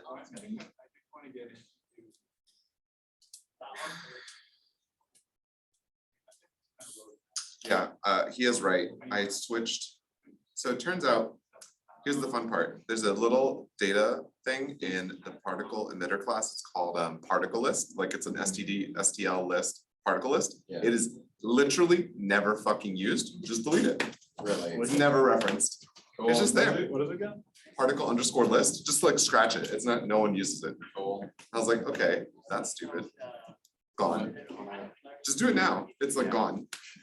I'll get there when I get there. I'll cross that bridge later. Yeah, you have to just also delete it. It's the last item on the initializer list in the CPP version of the file. So just gone. That was stupid. While he was talking and I just got scolded for. I did Little the, particle underscore list. is not literally never referenced. And it's in the CPP file. Delete. What's It's involved? involved, yeah. Shit. Delete that shit. I just made a separate little text channel on my own personal Discord. What's in the group chat? anyway? What? The that shit. Just post in the group chat so we don't have it. Okay. Oh, that's right, you're Tiny It's not even there, talking to no one. I was like, oh yeah, this is Number two accepted. So I'm literally gonna just put particle underscore list, Delete that shit. Yeah, delete that shit. Every day. you literally get such a speed boost from reworking the buffer, the draw buffer as an array. So I went through and made and did a dynamic allocation of like a new in the constructor for particle emitter of a particle, like a particle array Yeah, of size okay, num one- particles. Yeah. And then I use memset and memcopy to just like update it. And then it doesn't, you can just do that. You don't have to delete it, just lives in memory until the constructor is called. Yeah. And it literally went from 90 seconds per cycle to 30. So that by itself is already like, I'm almost ready to call it quits and say, go home. Yeah. You take my ball and go home. Right. Do everything else, you can get like cup noodle. Cup Yeah, noodle. fuck the pops. Or pot noodle, sorry, it's a different brand. If it was bad boy flavor, what did you say? That word curry, Bad boy curry, it's not bad, it's like bad boys, because that one was curry. but I wouldn't want to eat it then. Yeah, you wanna, yeah, keep it as a trophy, Yeah. there's no point, it's already I got it. stale. I mean, It's it's an dry import. ramen, of course it's stale. How could it be any more stale? It's like saying like cup noodle is stale. Right. Shut up. I don't know how dehydration works, I'm computer scientist, not alchemist. I'll go in. Okay. I'll accept my stupid card. I think just Add for it my to the own stack. sanity as well. I need to just stop doing reworking of homeworks. I'm just thinking about stuff that I need to just stop. At that point, just start moving forward. I've dug myself too deep where I have so much I need to fix. It's not worth my time. If I would say that shit. Oh, speaking of sanity and mental health, so I was talking to my friend Nacho Yeah. about our PA9. I was like, oh, look, it's this little coding thing. It's like a quiz. And I was like, well, the first one is that polynomial one. I'm like, Yeah. that one's easy. There's no way you can fuck that up. It's unbreakable as is. And he's like, unless they pass you a not a number or an infinite. And I'm like, you son of a bitch. So I was like, all right, fine, I'll go redo it. Stop going. But isn't it in the directions he said it was going to give you something that would work that or no? No, He because it has to literally never be, said anything. All right. what was it called? Has to be optimized and Robust. robust, so. Oh, yeah. Robust, if That's the you key have word there. Yeah, my list one is ironclad. I'm certain of it, but now I went to that one. You're just like, fuck. Yeah, because we were looking at it the other day and I'm like, yeah, this looks fine. This sounds fine. Like, Yeah. the way you're explaining it to me, I'm I was like, yeah, this you is just plug in a fine. polynomial. I was like, yeah, unless they give you an infinite. I'm like, Yeah, son of a fuck. bitch. Fucking trash. And he's like, well, there's also precision problems because you know in Python, if you do 0.1 plus 0.2, you get 0.30004. I'm like, I hate you. I don't know how to truncate. Stop it. Right.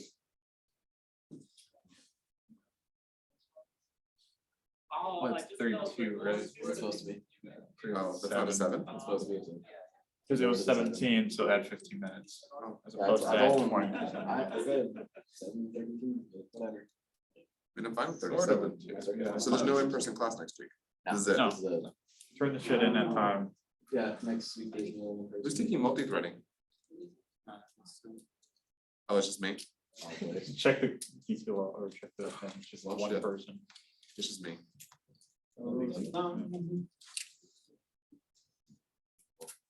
Wow.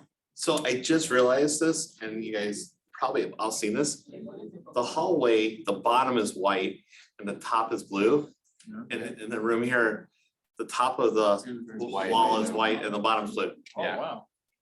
And I've been in this, they did this paint scheme for the last, I don't know, 6-7 years now, I realize it, so it's a thing to notice. There's a thing I noticed with the carpet too, like there's a part where there's no blue and then there's a part there is blue halfway down the hall. Oh, That's right there. Like there's more blue than there is not, and as you go down. It's a just in case like you pass out, you know what choice out. Yeah, exactly. all right, You don't need to follow the bubbles, you just know. all right, C++11, let's talk about the changes in C++11. So, it's good, you got it. I don't know how to make it. You got the I magic. think you just have to make a wish. No, Don't. it stays. He's really virtuous. All right, so C++11, right? So I want to talk about some of the new features, right? So these come from this group of articles. Obviously you have a Myers reference always, you have Strauss-Ruff and a couple other ones here. And this talks about the new edition of C++11. And how it works is they'll have a committee that works on a spec. And when that spec is ratified, that's the year it's ratified. So this is actually 2011. 2011 was such a radical change. It took 4 years for it to even start to percolate into compilers, and still another 2 years after that before it actually became working. So it takes a while. At this point now, everything's kind of up to date and it's starting moving pretty fast, but C++ is quite a radical change, right? So we didn't focus on C++11 because think about like woodworking. You should learn how to use a hammer, a chisel, a saw correctly. Then later, when you have the 7-in-1 biscuit joiner that does dados for your door hinges, you're like, oh, that's pretty nice. But if we start off with that, you think everything's supposed to be this. So I kind of use an analogy. If you start off using containers to do linked lists, you never learn linked lists, right? Which big part of the industry is actually in, right? All right, so there's 3 keywords. I do need to find a way to close this. Sorry. I just like. Big slam. Don't close your ears. Try yours. Can I give it a try? Sorry. Well, You can put a doorstop on the other side. yeah, or we're gonna have so many to solve at the time. Damn it, that was how I could get away with that. It was like literally. You half a get it? second. I got it. Oh my goodness, stop. It's the handle. Alexa will come in and knock it out. Oh, come on. All right, sorry about that. All right. There was 3 keywords that was used for storage back in the day: auto, static, and register. Register said place this variable in a register. So you would do a register int X, and that X would live in a register. Well, about 1990, the compiler goes, I'm not going to do what you said. So like if you said register, we're like going, yeah, right. I'll put it where I think is appropriate. So it started to ignore that. So register was kind of ignored. And there's this esoteric thing, and when you type something auto, so you say auto into X, it really meant put it on the stack. So it's in the opposite of register. So it turns out nobody really used that. And so the committee decided like, we'll just reuse that word. So auto now is auto inference. It will actually do type inference of the type. So when you do auto I, it's going to say, well, 42 is an integer. Let's assume I is an integer. If you see 42 LL, it's long. Or here is new foo. It says it's a pointer to foo. So this is the auto, right? I hate this because one of the nice things about C++, it's typed. And so it tells you when you're trying to say, well, you have an unsigned int trying to go into a float, warnings, and tells you you're going to lose some precision or something like this. So I don't like it at this level, but I'll show you where I do like it. STL. STL is absolutely annoying with the signatures. So here's an STL map, right? And when you want to do an iterator, you have to copy this whole part and do : iterator, right? And this is a lot of typing. Well, here, if you just do auto, and then it's hooked up to the beginning location of a map, it goes, oh, it has to be an iterator, because begin returns an iterator pointer. So this simplifies it drastically. And so when you're using these complex directives that are really long, it has a lot of tuple size parameters, auto is perfect for that. But to use auto for ints, floats, doubles, kind of popcorn stuff, doesn't make as much sense. But when you have really long, complicated, that can't be confused with something else, I would actually say that's the right way. You get the door closed. Make it safe. Yeah, this door never closes. I mean, like, look at that. Got it. The door's so hard in there. There it goes, close. Nope, it's not. Are you kidding me? I got it. I did. Yeah, close the door. He has I'm the sick of skill. this. It's the door This is the last week of this. whisperer. All right. Yeah, he has an eyes touch. Oh, get out of here. All right, you got on your resume, and I can lock the I door. can lock every door I've ever seen. That's fantastic. I can break every door. How about that one? Yeah, see, that's, I can lock the Um, broken door, just won't have a hinge. All right, another thing in C++11 is the spec used to be 0 for a null pointer. You know, some people had the pound define null, which is evil because that this can be undefined and change. So they created a protected type called null pointer. And this is one of the things that kind of force you to you know, to communicate that it's a pointer and also control some of the conversions. So you can convert anything, any null pointer to a Boolean, so it'd be false. But so we can take, this is actually, I would say, illegal. You should never use that because this is a capital null. But you can take a null pointer and convert it to a Boolean, but you can't convert it to an integer because it's not a pointer type. So null pointer gives a little more safety. It communicates clearly to the customer. And if you use 0, you know, that's kind of old style, so try to move towards null pointer. I really wish they just took the word null to be consistent with Java. That would make life easier, but there's some reason why they didn't. They added range-based looping. So this is the for each kind of approach. So you can have here a looping, and all you do is you put the colon here, and it says for every auto type in this map, so for every entry in this map, it will walk through this. For every vector in this one, it will walk through this. So when you see the colon, that is for everyone or for each, right? So here's another example of range. And see if you can figure out what is this little code snippet doing.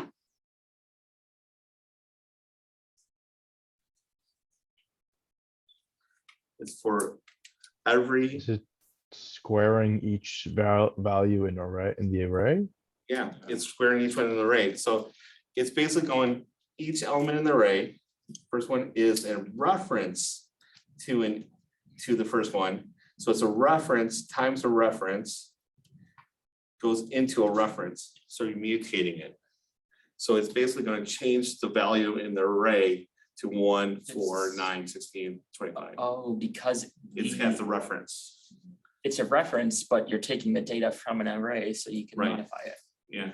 That's, But now my point here is this is new syntax.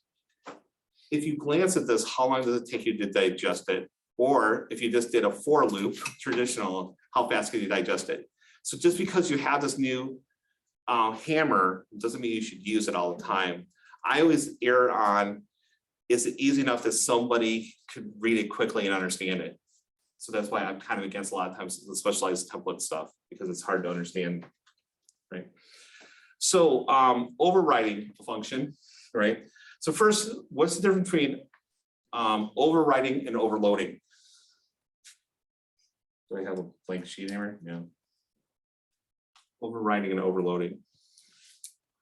So an overloaded function, right? Foo takes in an int x. Foo takes in a float x. It's void. This is the same function signature, different arguments. This is overloaded, right? So you think about it, you could say set x takes an int, set x takes a float, set x takes a Boolean. Those all are set x, so it's overloaded. There's multiple arguments. In the old days, and how it really works, a lot of people don't realize this, it does name munging on this. So if you did void set x int, right? And here void set x float, this is what we see in C++. The compiler sees this.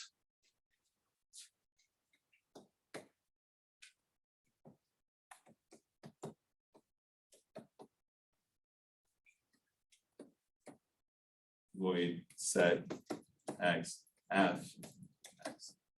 So they basically change the name of the function, so they're actually different name functions. But we don't see that, it's underneath the hood, so we just see the ones in black. Yes. How would that work with like custom data types? So if you have like a vector core. Oh, no, they have a naming convention. Oh, okay. Yeah, it's just basically what they're doing is giving you a unique name here. And they just kind of munge up a name, or when it goes into custom, I think they do a qualifier and they start just giving numbers. Oh. It just has to be a unique name. But from our perspective, we just see this, but the compiler actually does this. So remember, originally C++, C pre-process.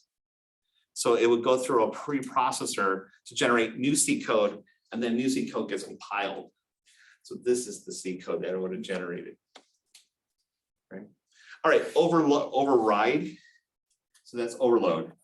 Override is if you have an inheritance. So if you have a function here, foo x, and you overload it here, and you overload it here.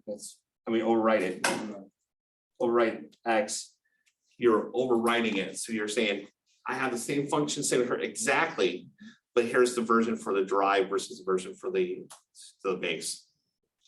Okay. So it's override, right? So here's what they did. They wanted to help you deal with some errors in C++, and I think these are really good abstractions. So you see this code right here. We see F in the base class, and we see F in the drive class. They look like, and the author probably intended to override it, saying, I want to have a different function, a specialized function in my drive class. But the author put a different signature. So technically there's two signatures. There's one with a short and one with an int. So this is overloaded, not overridden.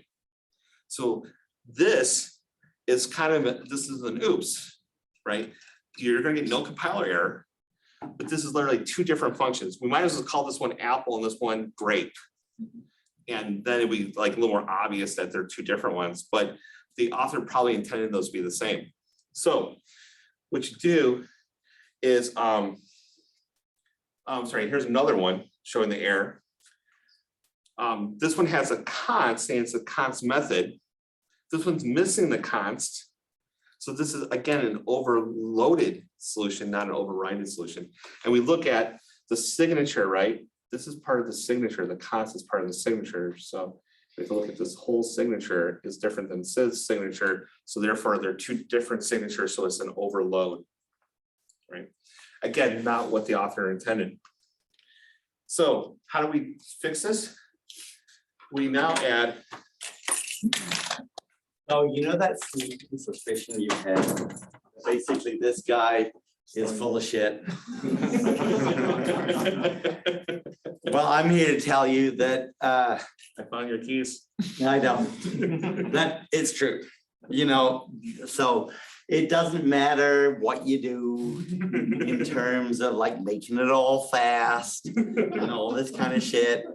But you know what? Because you know what really counts is the user interface and how you use it, because otherwise It teaches UI. exactly. So you know, like all this like blah blah blah, we got to have all this like you know, code boundaries and all this kind of like fucking shit. His thing, think about this, right? I can summarize it between optimization and UI. Okay. UI is it's sexy, it's cool, people buy it because of the UI, right? Yes, And they curse its name because of the real time, right? okay. So let me tell you how it is.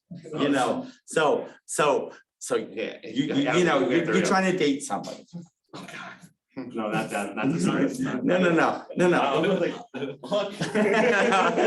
No. You're trying to date somebody and and they say, I'm like the best person and, I got this really great personality and all this kind of stuff. And you know what? It's how they look. And you know what? All this stuff about like great, they've got this I got code boundaries and register optimization and all this kind of stuff. How do you look? You look good? Okay, I mean, that's it. I mean, I'm sorry, it's like sort of. Okay. Okay, back to the real stuff, back to the real world, Commercial. Sorry, over. okay, let's do a matrix thing. Welcome to the real world.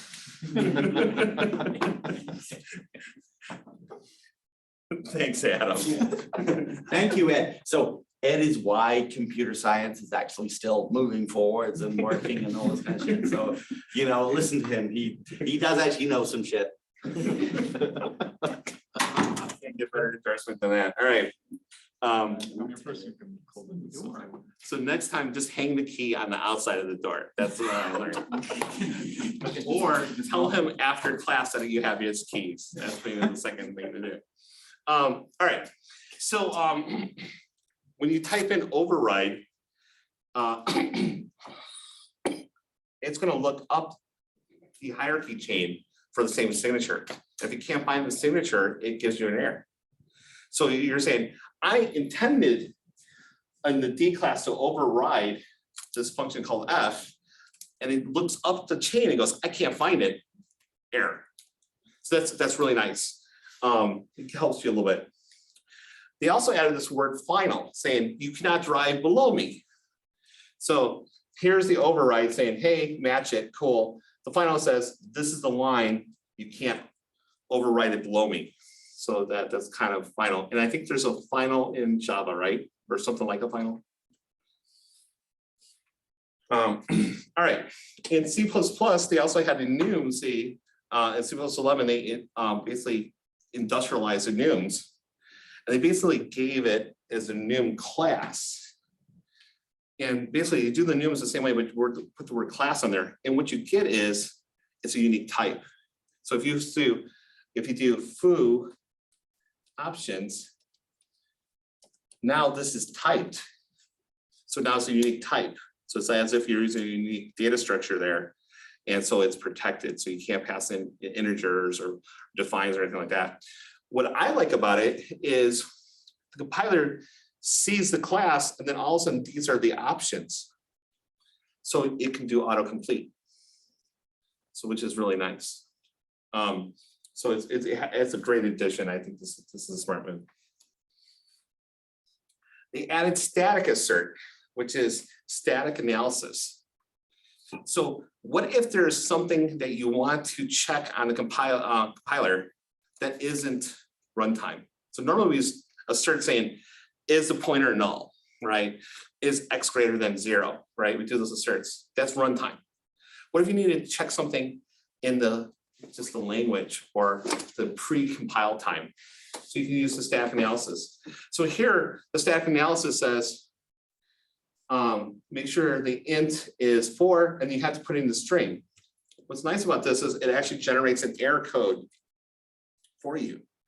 And so whatever you put in here, this will be actually comes up as your error. So why this is useful is when you're doing multiple platforms, if you're doing something for big endian versus little endian, so you have the same code base and you're switching between the two. You're switching it from a 64-bit compile to a 32-bit compile. You want to check to make sure your assumption is there. You're switching from an ARM processor to an Intel processor, making sure that the assumptions are correct. You can also get into some internal behavior of classes. You can sniff to see is there virtual functions and other things in there. So it gives you a little more recon in this stuff. So you get into the traits.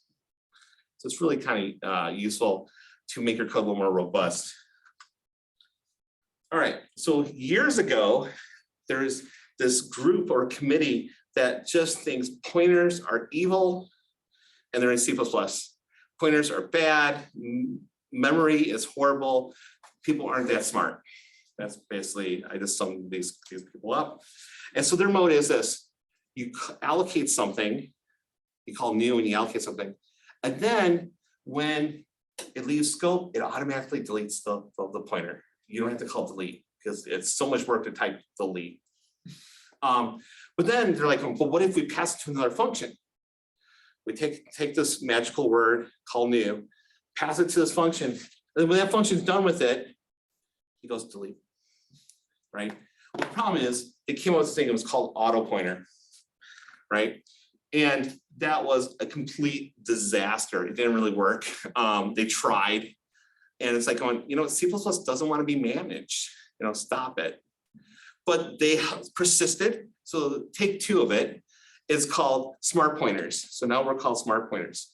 And when it comes out of it, if you remember your mythical monsters, it's a three-headed Hydra, right? So there's a three-headed, you know, monster kind of coming at you. And they have three different types of pointers: unique pointer, shared pointer, and weak pointer, right?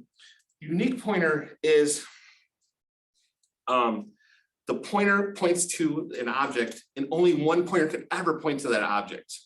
So the best analogy is you have a dog here and you have a dog leash, and you know, here's the person holding the dog leash, right? You can't put two dog leashes on the dog and, you know, you try and stretch the dog around. You can hand that dog leash to somebody else, but there's only one dog leash connected to the object at a time. So if you want to hand it to somebody else, you use this function called move, and you can move it to somebody else. Now, the advantage is I have the one dog leash to the dog, and now I can control and move it around. Or if I want to destroy the dog, sorry for the analogy. I never think this one out when I start my analogies. You're the owner, so you're allowed to destroy this. Nobody else is allowed to. Right? Shared pointer, it's a reference counted model, right? So here's your blob. Here's a pointer that points to it. Reference counted goes to 1. Another guy points to it, goes to 2. This guy deletes it, goes to 1. This guy hops on there, T, it goes to 2. T releases, it goes to 1. S releases, it goes to this. Now it gets deleted. So it's just a classic reference counting, I think similar to kind of how Java works.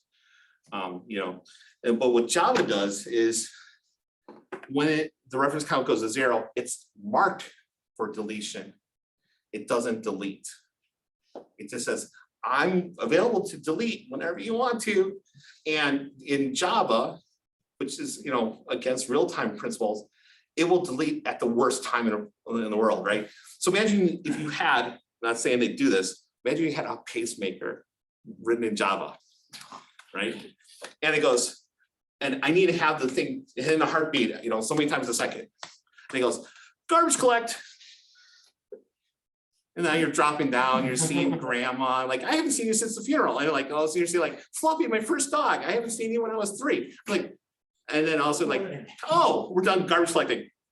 Hello, Ed, right? So that's garbage collection in Java. In C++, when it hits 0, it's dead. It gets deleted right then. Not better, just different. Weak pointer is you take a shared pointer and you can connect the pointer to it, but it doesn't increase the count. Kind of weird. We'll talk about that in a second. All right. So here's the example of how to use this code. And the syntax is horrible. Just warning up front, it's horrible. So you have to do all this mumble jumble, blah, blah, blah, blah, blah, type of pointer, right? Then you go P, and then you say, here it is, here's the new, right? So that's how you declare it, which is absolutely fantastic. And P1 now points to a blob. Now, if it's to say P2 points to P1, right? That would say 2 guys point to this. This is unique, only 1 dog leash. So this is an error. You can't do that. But if P3 wants it, I can go, yeah, you know what? You can have it. Let me give you the chain. Now you have it. So I can move it. I can't copy the pointer, not the object, the pointer. So when I say release the memory. I wish to use the word release because reset sounds wrong. This says delete it. Well, P3 is pointing there, so it gets to delete it. P1 can delete it. It's not pointing to anything, so it's nothing. So unique pointer says only the person who really owns the pointer gets to delete it. If you want to give it to somebody else, you have to give them the dog leash, right? Anybody can call delete, but only the one who has the dog leash does any real work, right? Now, if you hear some professors, some books, some blogs, they will swear up and down that a unique pointer is as fast as a raw pointer. But let's think about this. There's some hidden data and hidden work happening here. It knows that 3 is the real pointer and 1 is not when you transfer it. It knows that you can't assign it. It knows that you have to move it. There is a little bit of overhead there, and that costs you cycles. And every couple of years, I do an example to say, see, raw pointers are faster than unique pointers. Right. You got a question? Yeah, so what is so P3 now becomes the owner of what P1 was pointing to. What does P1 point to? Nothing, does it? Nothing, but it knows it's not pointing to anything. So I guess like what would happen if you like said, I want to dereference P1? What would you get a compiler, or would it just be a null pointer exception? Like what would happen? Like how do you, like, I want to know, like if I do it by accident, what should I see? I think it throws an exception. I don't use these 3-headed hydras because they're slow. But I think there's safety in it. That's my guess. So I would code it up and give it a try. We do this in the next class, the multi-threading 462 or 362, optimized multi-threading. And we start off with C++ 11, 14, and 17, and then we do multi-threading. So I will add that exercise. We don't use unique pointers much. We use shared more, but we don't use unique. I actually like raw. All right. Are you headed for the different ways to initialize things like that int5 looks funny? What's going on there? That's a constructor to 5. So it's a Yeah, native so type now you has a can do this. You constructor. can do int x equals 5, right? You can do int x 5. Those are both legal. What about curly braces? I swear True Strip's books got that too. We'll talk about that later, but yeah, you can use curly brace. Okay. All right, so this is unique pointer. Here's shared pointer. So P1 points to some blob. Reference count is now 1. P2 now points to this, so reference count is 2. Release P1, reference count is 1. Release P2, 0. Now it gets deleted. Right, so it's a classic reference counting. All right, weak pointer. Weak pointer has this problem where if you're the parent and you're pointing to your child, if this goes +1 and this goes +1, you're kind of caught in a circular. So what you do is you make one weak, saying, I'm pointing to it, but it's weak. It doesn't increase the count. So, so you start off with a shared pointer. So P1 points to a glob, right? They say, hey, weak pointer points to it. So a weak pointer now points to this blob. But if you want to use the weak pointer, the weak pointer looks like it points there. It actually does this. It actually points to 1. So now if you can do this, what if you try to use the weak pointer and P1 deleted it? You get this race condition. So what you do is you lock it. You say, I was waiting for it. You guys okay there? He just kept sneezing. I turned around and said, shut up. That's very nice. All right.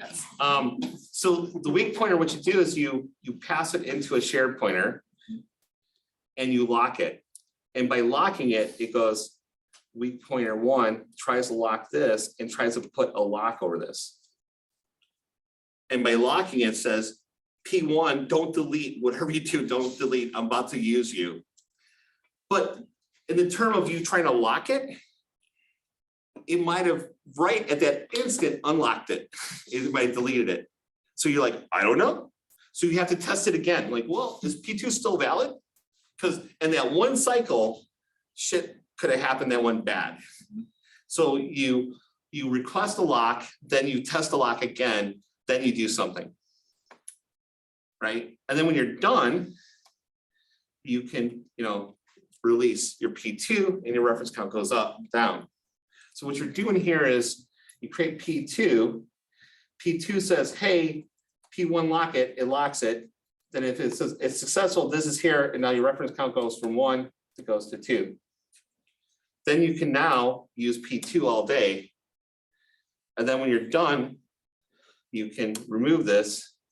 And now it goes from 2 and it goes back to 1. So now only 1 is counting. Yes. Okay, so, but why would you do this? This feels like you're just like adding juggling. It's how do you get to a pointer that points to an object without increasing its count? That's the whole purpose of a weak pointer. It's not a strong pointer, it's a weak pointer. Yeah, I guess my question is what's the utility of not increasing the count? You get a circular redundancy. If I point to you and I increase my count, you point to me, increase my count, right? Oh, I see. Now we're stuck in this infinite loop. But if you point at me and I weak point at you. Yes, we can do that all way. Then there's one owner. Yeah. So it's kind of like mutually destruction. We both are pointing a gun at each other, right? It's like, that's not good. So when we sit there and say, I have a gun, and you just, point at me with your finger, like, haha, who's in control? The guy with the gun. It's a horrible analogy. It works. But so the whole idea is this shared is the real connection. The weak is this weak connection. Then you have to convert the weak into a real shared pointer before you can use it. So the real question is, well, then why don't you just use a shared pointer, right? So like, why do I have a weak pointer in the first place? Why don't you share? That's if you needed to have a weak link to it without increasing it, right? So it gets even more complicated. So you have to do this double lock thing. Then when you release it, P1 is the one that's really counted to it. So now it's released at 0. So then this goes away, right? Now your W1 is sitting out here empty. So now when you try to lock it, it goes, wait a minute, I can't lock it because there is no P1 now. So this fails and you're never going to go into it. So it's a weak pointer cause for at certain times you get caught in this cyclic connection. And you can do this. Again, the whole idea here is we don't trust you with pointers. We want to have auto deletion, right? That's the whole purpose of this. All right. So lock ends up sort of being a test to see if it's a null pointer. No, it actually tries to push the lock. If weak pointers point to a shared pointer, it tries to put the shared pointer in a do not delete mode. Then it copies that address and increases it by 1. As soon as that line passes, the one with the lock, you can delete it. Like you could delete it on the next line right after the lock. The P1. The P1, no, it won't let you. If you Goes on locked it, there. if you locked it, it goes, you're freeze, don't, you're the owner. When you lock it, it says freeze, don't delete it. And now somebody else is using it. When this is not, when that shared is gone, then you can delete it. So you need this for like multi-threading to say like, wait, hold on, another thread is using it. Don't you dare. Exactly, and Yeah. that's the whole purpose of it. So just to show you this, there's these 3 guys, right? All right, so C++11 also added 2 new functions, begin and end. And these are really nice functions to give you the first element of a container or the first element of an array? That's easy. The magic is the end. Gives you the last element of a container or the last element of an array, right? So this is how you would do it in C++98. The vector is just dot begin, dot end, easy peasy, right? But on the array, it becomes harder. The first element is just easy, the first address of that. The second one is first address plus the size of size of the whole array divided by the size of 1 gives you the count. And the count plus this becomes pointer math that gives you the end. Right? So that's how you would do it in a standard array. But now you can just go begin, end, and now it behaves the same way. So this is a really nice addition. So now they're trying to treat arrays and containers with the same kind of function, which is really nice. All right, they added lambdas, and to kind of appease the functional programmers. So lambdas, as if you know this, you know exactly what I'm talking about. If you don't know it, consider yourself lucky. Lambdas are ever confusing and are in a lot of things. And the amount of things you do with a lambda just keeps growing of the things you can do. Lambdas are pretty crazy functions. Again, I just like to misspell it constantly. All right, so lambdas have a capture, a return, its local scope, blah, blah, blah. Right. So they added 2 new functions, move method and the copy move assignment, a copy assignment move and copy constructor move. So they added these 2 more functions. So they added this, and what happened is they realized they didn't define the memory model completely. So let's talk about the whole memory model. So we have an R value, right? So think about this, X equals 5, right?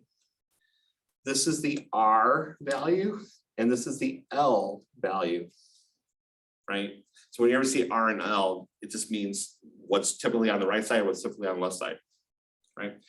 So your R value, right? This is a normal R value. Then you have pure R value, right? Which is a temporary object. Then you have expiring R value. So that's something that's created and it's only there in the argument list and it goes away, right? So if you had a function foo and it takes in a dog pointer and you go new dog, right? This is a pointer that's being passed, it's created, but nobody has a handle to it. There's no L on there. So this is an expiring R value. So we have those couple. Then we go into L, right? The L is, your standard L value. Then you have a generalized L value. Then your generalized L value can be polymorphically derived. So you can sit there and say, I create a dog, which is an animal, and you can assign it to an animal pointer because that's give you the polymorphic behavior. You can also have implicit. I can create a integer and have it equal to a float, so the int gets converted to a float, so it's an implicit. So that's also a general L value, right? So the reason why we do this is there's one optimization that's really useful that they're trying to capture. It's basically, I generated all this code and I pass it to this function. The function goes, cool, I want a copy of this. It goes, so I create memory, I copy it and push it into this location, right? What they're saying is like, wait a minute, if nobody owns it, why don't I just take the dog leash and hand you the dog leash? So instead of doing a full copy, so let's say I pass in an array of 1,000 integers, and you want a copy of this, you gotta now create a memory for 1,000, now copy 1,000 into it. Or you can just take that pointer, now it's yours. So you can see the speed improvement that's huge there.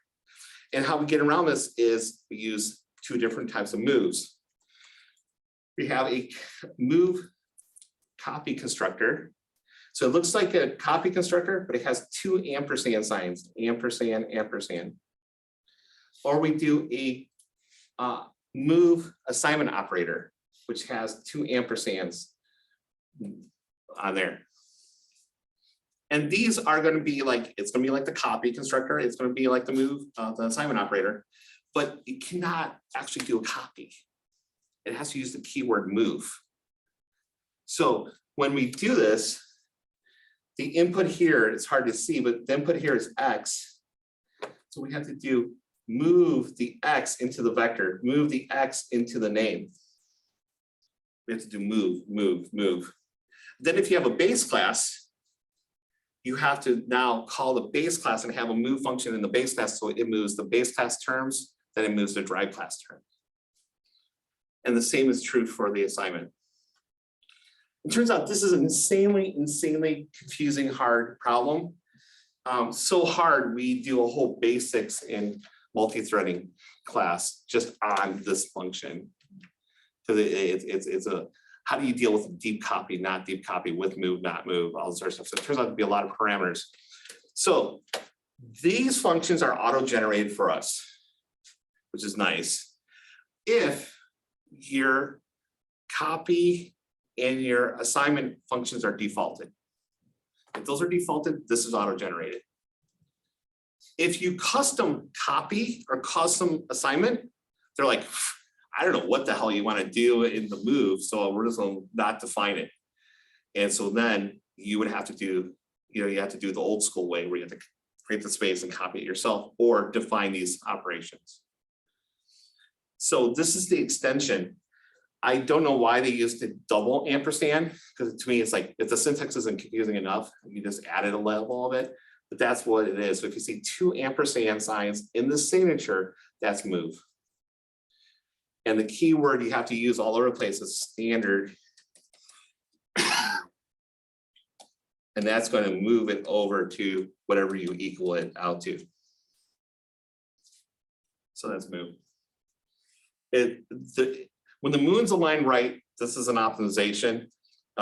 It's really when the time you see people do this is you have some function and you pass in a new dog object. This is expiring. And it goes, wait a minute, I'll capture the handle. So instead of let it create, and then as soon as you're in there, you have to do a deep copy. It just says, no, you now own the pointer to it.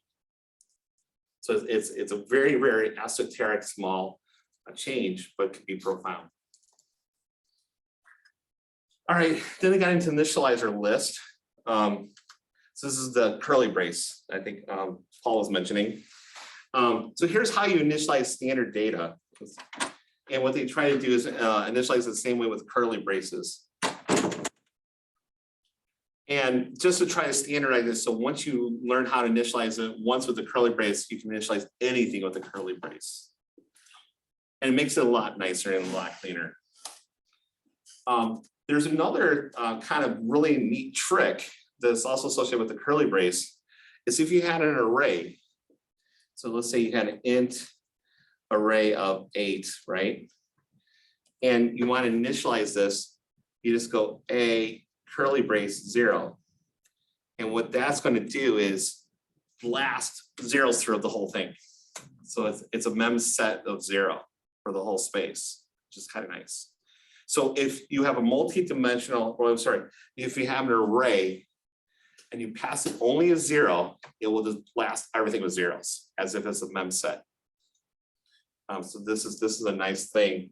And I remember I was looking at Microsoft's code. I'm like, how is this working? So I had to look this up because this wasn't really documented well, but that's part of this new spec. All right, so here's C+98 is kind of what we stayed in. These are the changes in 11, but there's a couple more changes that happen. They also define the memory model. So how does the processor actually read and write memory?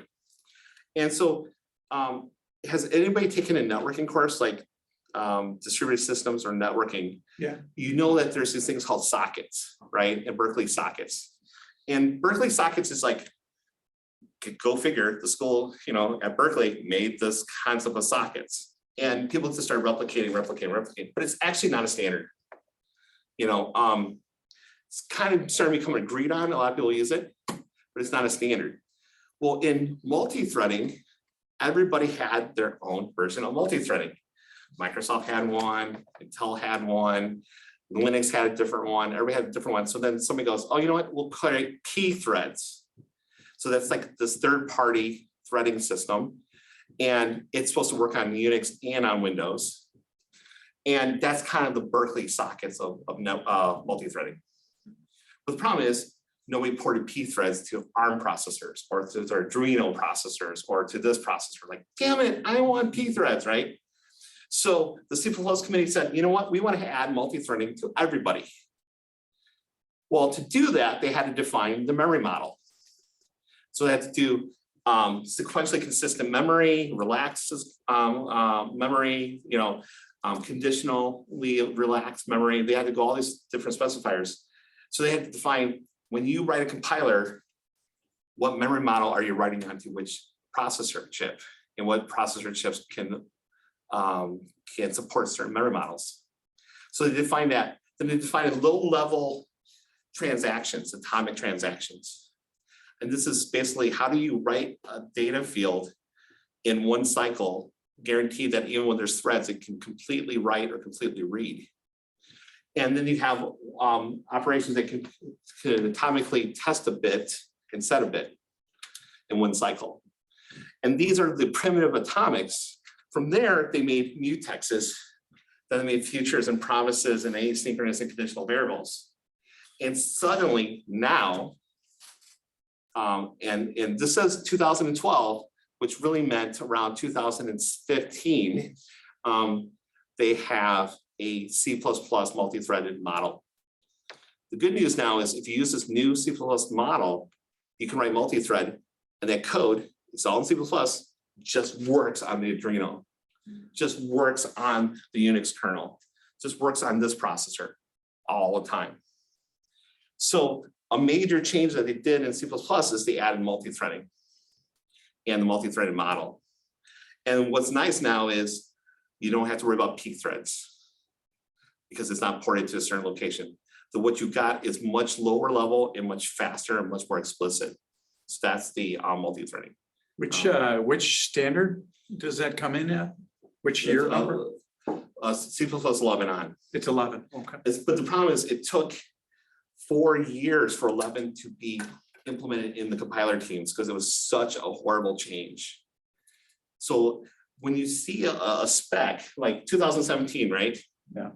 2017, what year is that? 2022? 2022. It's just now starting to be compatible because there was all these little nuances, like it's 80% compatible. We don't have these 2 features done.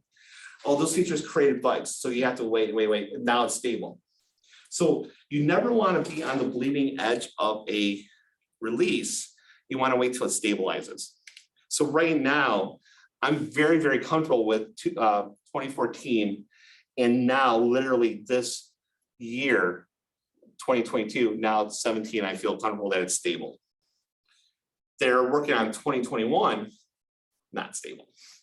Right, so we have to kind of let that settle out a little bit. So I just wanted to say there's this large section of multi-threading that was also added, and that was a big, big change. All right, so when you say 17 is stable, you mean you can expect on any processor compiler that says they support 17, you'll get consistent behavior? I can speak for Microsoft. So here I can say, here it says which language. It defaults as 14. That should tell you everything, right? But 17 should work. Okay. Right. But you don't see 2021 drop down. It's not stable yet. So it's in beta. Aren't they still doing a 2022 release as well?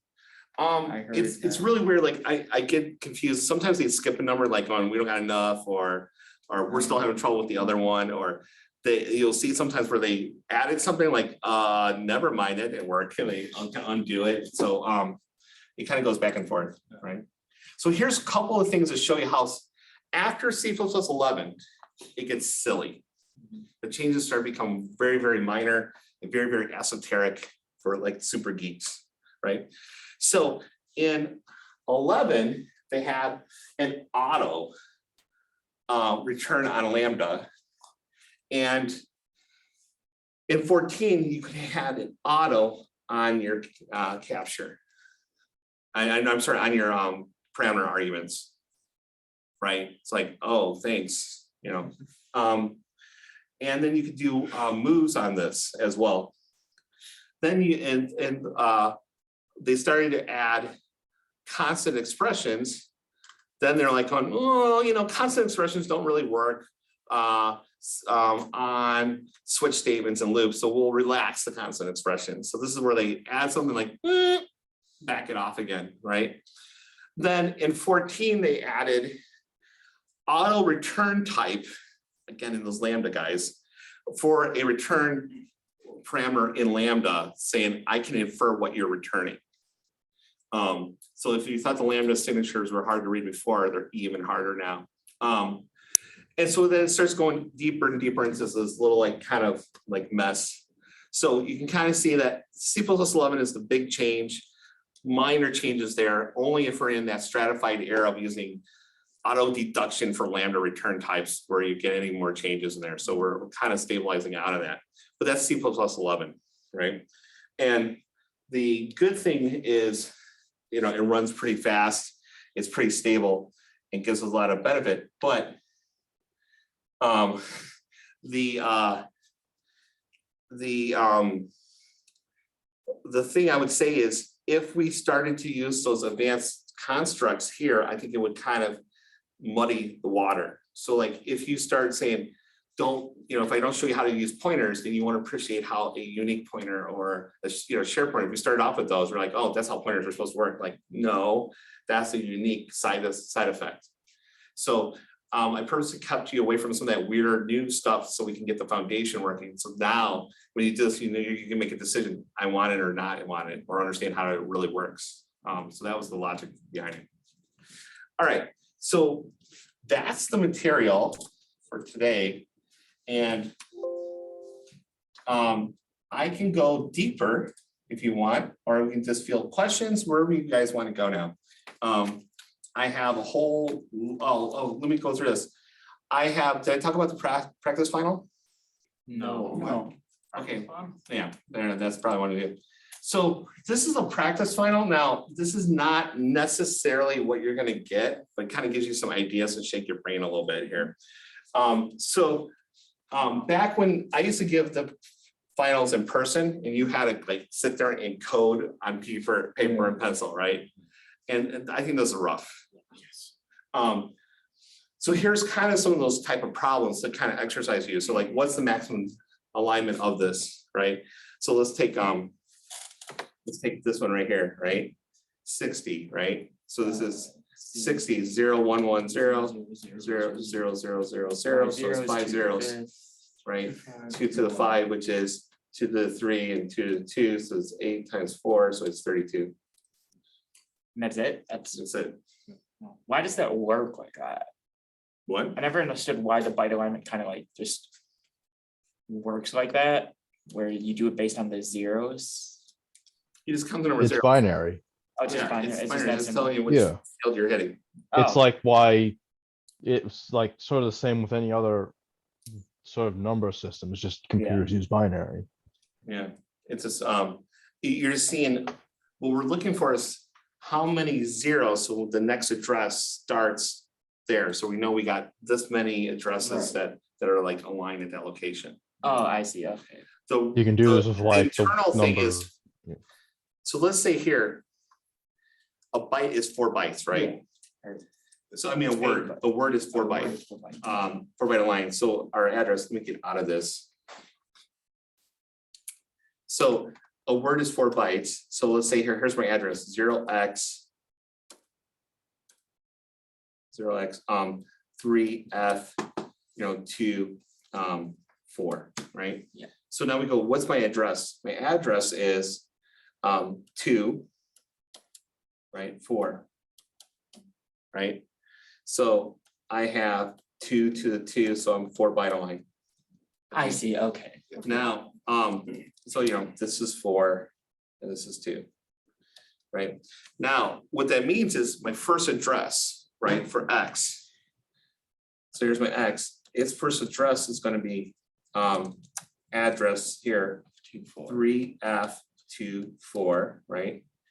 And now it's going to be X, X, X, X, right?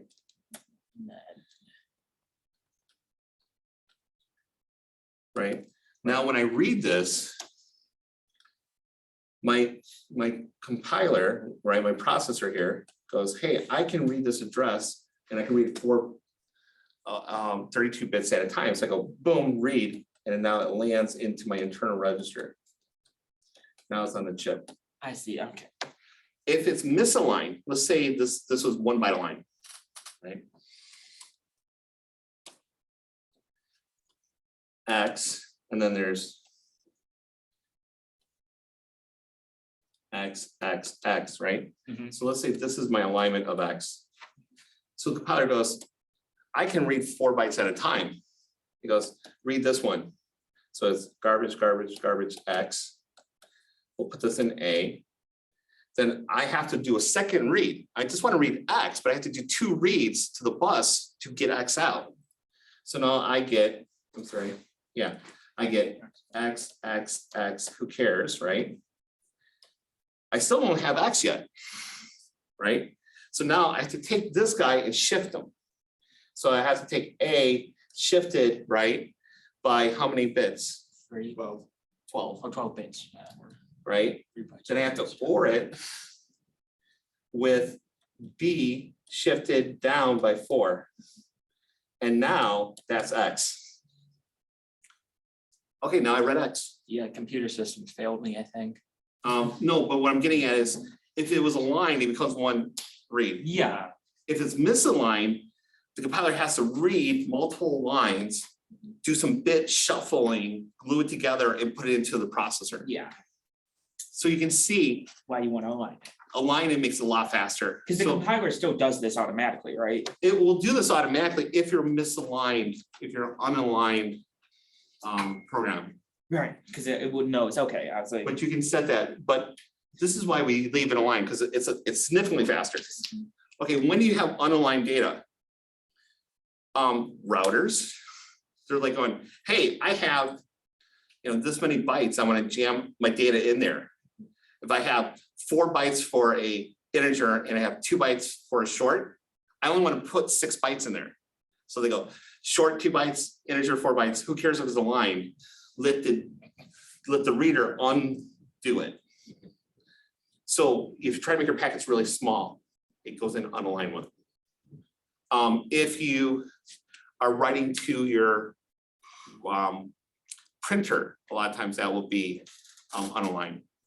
But align gets us really fast. So in SIMD, right, we have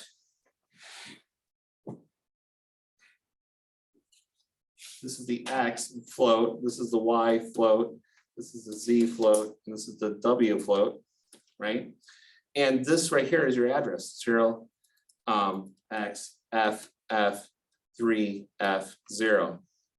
And this last one is all 4, this is 4 0, so it's 16 byte line. So cool.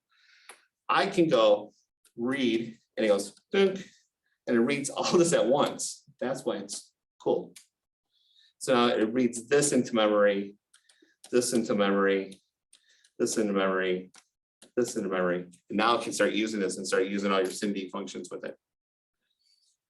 If it was misaligned, it can't do it because you'll spend more time shuffling the stuff around than getting it working. Right. So that's the reason I think you were just asking the why alignment. Yeah. Does that make sense? Yes, it does.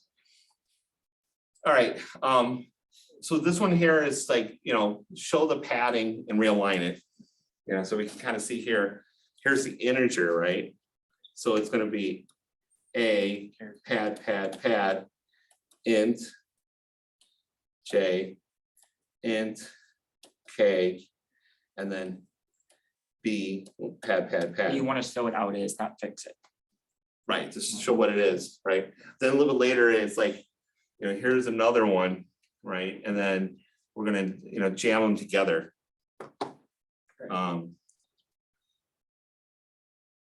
Here's one where we have 16 byte line. So if we want to keep the 6 byte line, what do I have to do to the structures ahead of this? Where does the padding go to make this work? Right. So here's our pointer test, remember that? Oh, yeah. So pointer test. Then this one here is, here's a class A and B, and I basically defined every single one. And basically what you're gonna do is saying, this code here, what's actually being called. And it says, okay, it's B default constructor, right? So it's B's default constructor. So you go up here, B's default constructor, right? Which then calls the A's default constructor. So you print 1, 1. Then it comes back and prints 2, 2, 1, 1. And then it starts getting, silly sauce as you go through this. And this is basically, can you trace it by hand what code it really is going to call? And it tells me that you understand the flow of this stuff. So obviously the code's going to do what it does. You can put breakpoints and walk through it. You can put print statements and see the prints. But the more you code and you're like, I know it's going to call this before this, that speeds up your coding time. You know what's going to happen. You don't get surprised.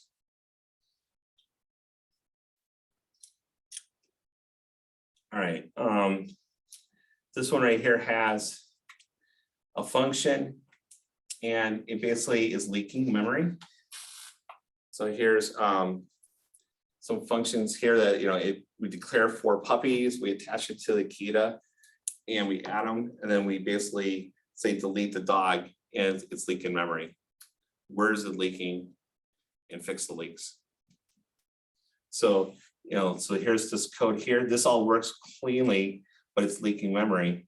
So now we go into the code and what do we need to do to change this code to make it not leak? So given this code base, what do I have to change here to make sure it doesn't leak memory?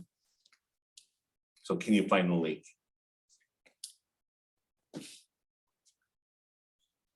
This next one here is we have there's a class called work.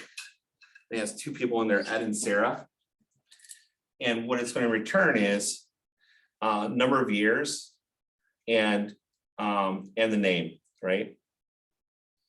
And basically what's going to happen is I sit there and initialize it as Ed has 30 years of programming experience. Sarah has 2 years experience. Ed has, 30 years. Sarah has 2 years. Did I say who's better? And who has more years? A dot get years and A dot get years, right? Or B dot get years. And whoever has more years gets printed out. So when we do this, it's going to say Ed has 30, Sarah has 2, and then Sarah is a better programmer. So you're like, wait a minute. I look at this and like Ed has 30, Ed should be greater than Sarah, so it should say Ed, right? But it says Sarah. So the question is, how do you write this code, right? I have it, yeah.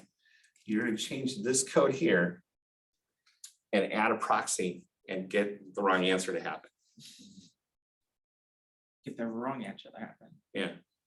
The code will compile, no errors, but it will return Ed, Sarah's better than Ed. So you just How would do a you, proxy. so you do a proxy for get years or? Or you do a You proxy can't split for the like- inequality, I assume. No. If they add a proxy to do it. But what, how, what, how?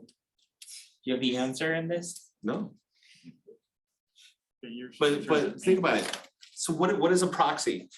It's a box. I'm gonna give you a box. So you ask for something. It's like here, you're at a casino, right? And you're like going, give me, I just won this blackjack. Well, here's your 2 tokens. You're like, wait a minute, I wanted money. No, you get a token. Then later you take the token to the cashier and it gets converted to currency, right? So the currency conversion is the conversion operator, Yeah. right?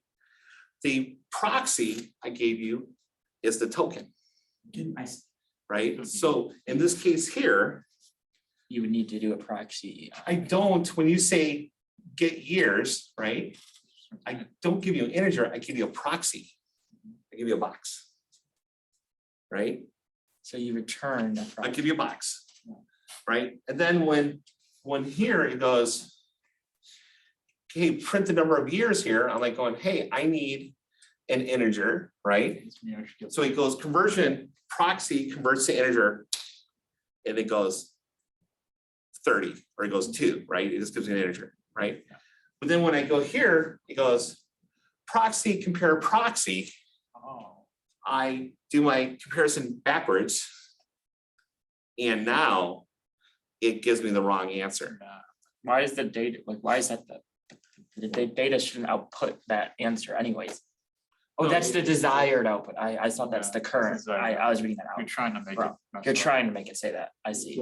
Oh, that's Andre. Hi, Andre. Can't hear me. Does that mean we have to overload less than? Yeah. Okay, just making sure. Yeah. That's the you proxy. The overload is Right. the overloaded by less than. Or We have greater to- than, We and have to overload operator less than on the proxy. or at least greater than, yeah. Yeah, how's it? Andre wants to come in. This is a visiting class, I guess. Yeah, I guess so. There's Andre, yay. You coming in, Andre? It's on. You don't want to disturb the box. Yeah, we're almost done.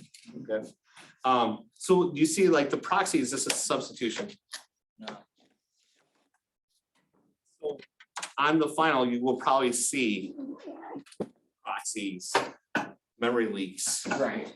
something probably with, think about the big ticket items here, something with cache, something with memory leaking, something with RVO, right? What? Can you explain the method signature on that conversion instructor that we use with the proxy? It's an overload, Yeah. like you can't Google it, there's no. Oh, no, it's there all day. You can Google it. It's the It's the parentheses operator. conversion operator. C++. Operator, C++. So, right? There it is. Oh, And so it's essentially overloading the parens as a cast? Yeah. Yes. oh, so you do an inline, blah, blah, blah, same thing. You don't have to do inline. You don't? What does inline actually do? It does a substitution. Right there. Okay. Oh, so it's not That's what necessarily a actually proxy, substitutes more it. so just an overload, Yeah, this is an overload. but it's still technically a proxy, but it's. Yeah, the proxy is, all the proxy is I'm handing you a surrogate box. And then those boxes can do different things. Yeah, it's not like it's a So when union. you actually need the stuff, that's when. Yeah, when you need it. So when you say proxy, and you go conversion operator to int, it goes, hey. I look in the box, it says integers 30. Okay, I return 30. Nice. And he goes, hey, I need an int, integers 2, I give it 2. But now it says, say, compare these two functions, right? We compare the boxes, we don't compare, Yeah. so that's where the real win is, right here. This function here, right? So get years, Gives you the proxy, that's right. right, always returns a proxy. Yeah. Right? Then, I don't know why it's in crayon mode, and then you go like, I need an integer, so it goes proxy gets converted here to an int by the conversion operator. Like, I can take a proxy and make an int, I got that all day. Yeah. Right? So the conversion operator is what, int. I already forgot the signature on this. Yeah, it's this operator int parenthesis, that's it. It's a weird signature for, Same as the other Right, ones we have. so this is the conversion. oh, you're overloading the end. Yeah, 'cause when you- Oh. So it's gonna convert. Yeah. And it's gonna return the, The box, which yeah, is just. no, you know, this int years, right? Yeah, Right? So that's what that does. That's why that works. This function becomes harder because this, right? Normally, in normal world, you would say A returns, get years, it returns an int. And it says, okay, 30. Is 30 greater than 2? Yes. Print ed is better, right? Yeah. But in this case here, we're dealing with this as a proxy. So now it's proxy greater than proxy. that's a new overload. And that's what you overload, and you overload it incorrectly to do the wrong thing. And then that will give you the reverse answer, and then you'll get the other Right. answer. Yeah. So everyone want to mess with someone's code. Oh, yeah, like Yeah, okay. you can convolute somebody's code in 2 seconds where they look at the code and it's totally not doing what's going on. Just by changing one return line, that's funny, that's. So like, if you wanted to spoof, if somebody's subpoenaing your code, you're like going, go ahead, read my code. If they don't look at the whole signature and understand how the proxies work, they would read this like, oh, this is what should return. You're like, oh, it doesn't. Right? So this is where you can change, if you wanted to, you can change plus operators to minus. So in your code, wherever somebody goes plus, you return a proxy. Then the plus actually does a minus operation and returns that. And it would just send the person into a pretty long search for figuring out how to fix it. That's just evil, that's, It's hilarious. But remember, what we were using the proxies for is not to do this trick, yeah, it's to do other substitution, but this is a proxy. yeah, this is. The just a proxy says, smaller- I'm gonna return a box. And then you can do different things in that box. So just to like Yeah. return a type, No, it creates a box. so it just creates the, Right. That So- box can have years or. yeah, it still is the same process. So remember the proxy example we had in class, right? Yeah, it's the union of the. Here, Or the struct, it's the custom struct, yeah. Week 5. That's week 5, the custom struct. There it is, right? It's also in the SIMD lab, right? right, So I guess that stays. All right. All right, so what's happening here? This first line of code, right? It goes operator plus vector plus vector. Vector, vector, right? yeah, So it looks at these two, it's like, I'm gonna do these two. It goes, you're gonna return a box. Yeah. This box is called v add v, right, right? Then you're like going, okay, it's v add v plus vector. Well, guess what? I just happen to have a function that takes in v add v, box plus vector. And this returns a 3. Yeah. So now this is vector, and now this is a v add v. Now we have to convert it back to an e, right? Right. Conversion operator. Here we go. I see. Does that make a little more sense now? I get it, I just wasn't. Yeah. So what I'm getting at here is this makes sense to you. You've seen all these demos always with add or multiply for matrices and stuff like that. I'm just saying on a proxy, you can turn anything type of box. And what you want to do with the box is up to you. Right? And that's where you can spoof things and kind of change the behavior of this. So that makes more sense. It's critical, the proxies, hint. Got a hint for the final or the particle system? So Yes. Yes. Yeah. the PA9 extra credit, Yeah. can that be due Thursday? Why? So there'd be more time to, so not more like you- time for excellence on the particle assignment. No, the PA9 is what, maybe an hour worth of work. Yeah, if it that. didn't take me that If long. you look at the sun really long and your eyes start to water, maybe it's 3 hours because you're now typing in Braille. Yeah, no, I want PA9 off your plate so you're not worried about it. Then you can completely, with no inhibition, work on the particle system. I would work on high value first and then High value is your particle system. that's why that gets worked on first and PA9 should be due Thursday. PA9's extra credit, so optionally you don't have to do it. It doesn't matter, like, if the extra credit is extra credit, you guys will get it or you won't. Yeah, it's 5 points. Yeah, well, and nobody gets 5 points. Okay. I'd be happy if you got 2 or 3.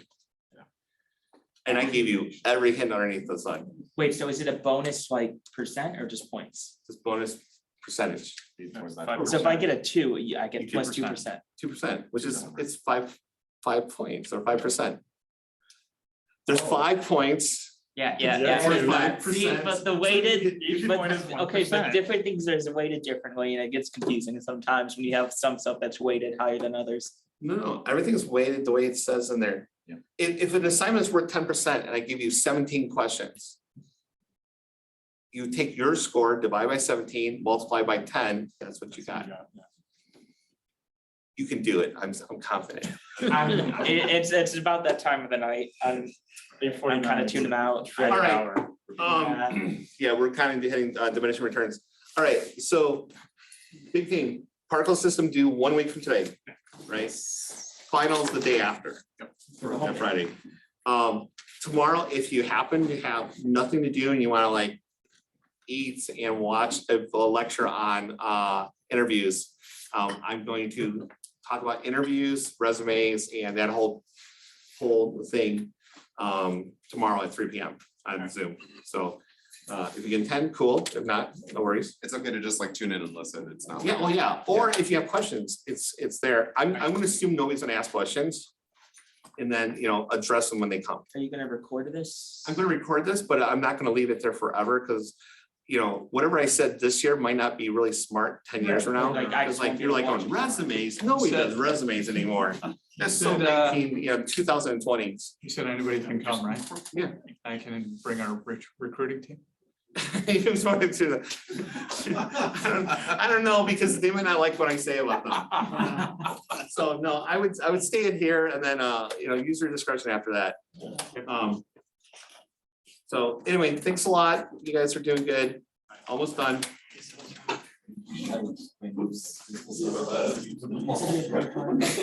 I'm not gonna put, this is my experience. Decide what you wanna do.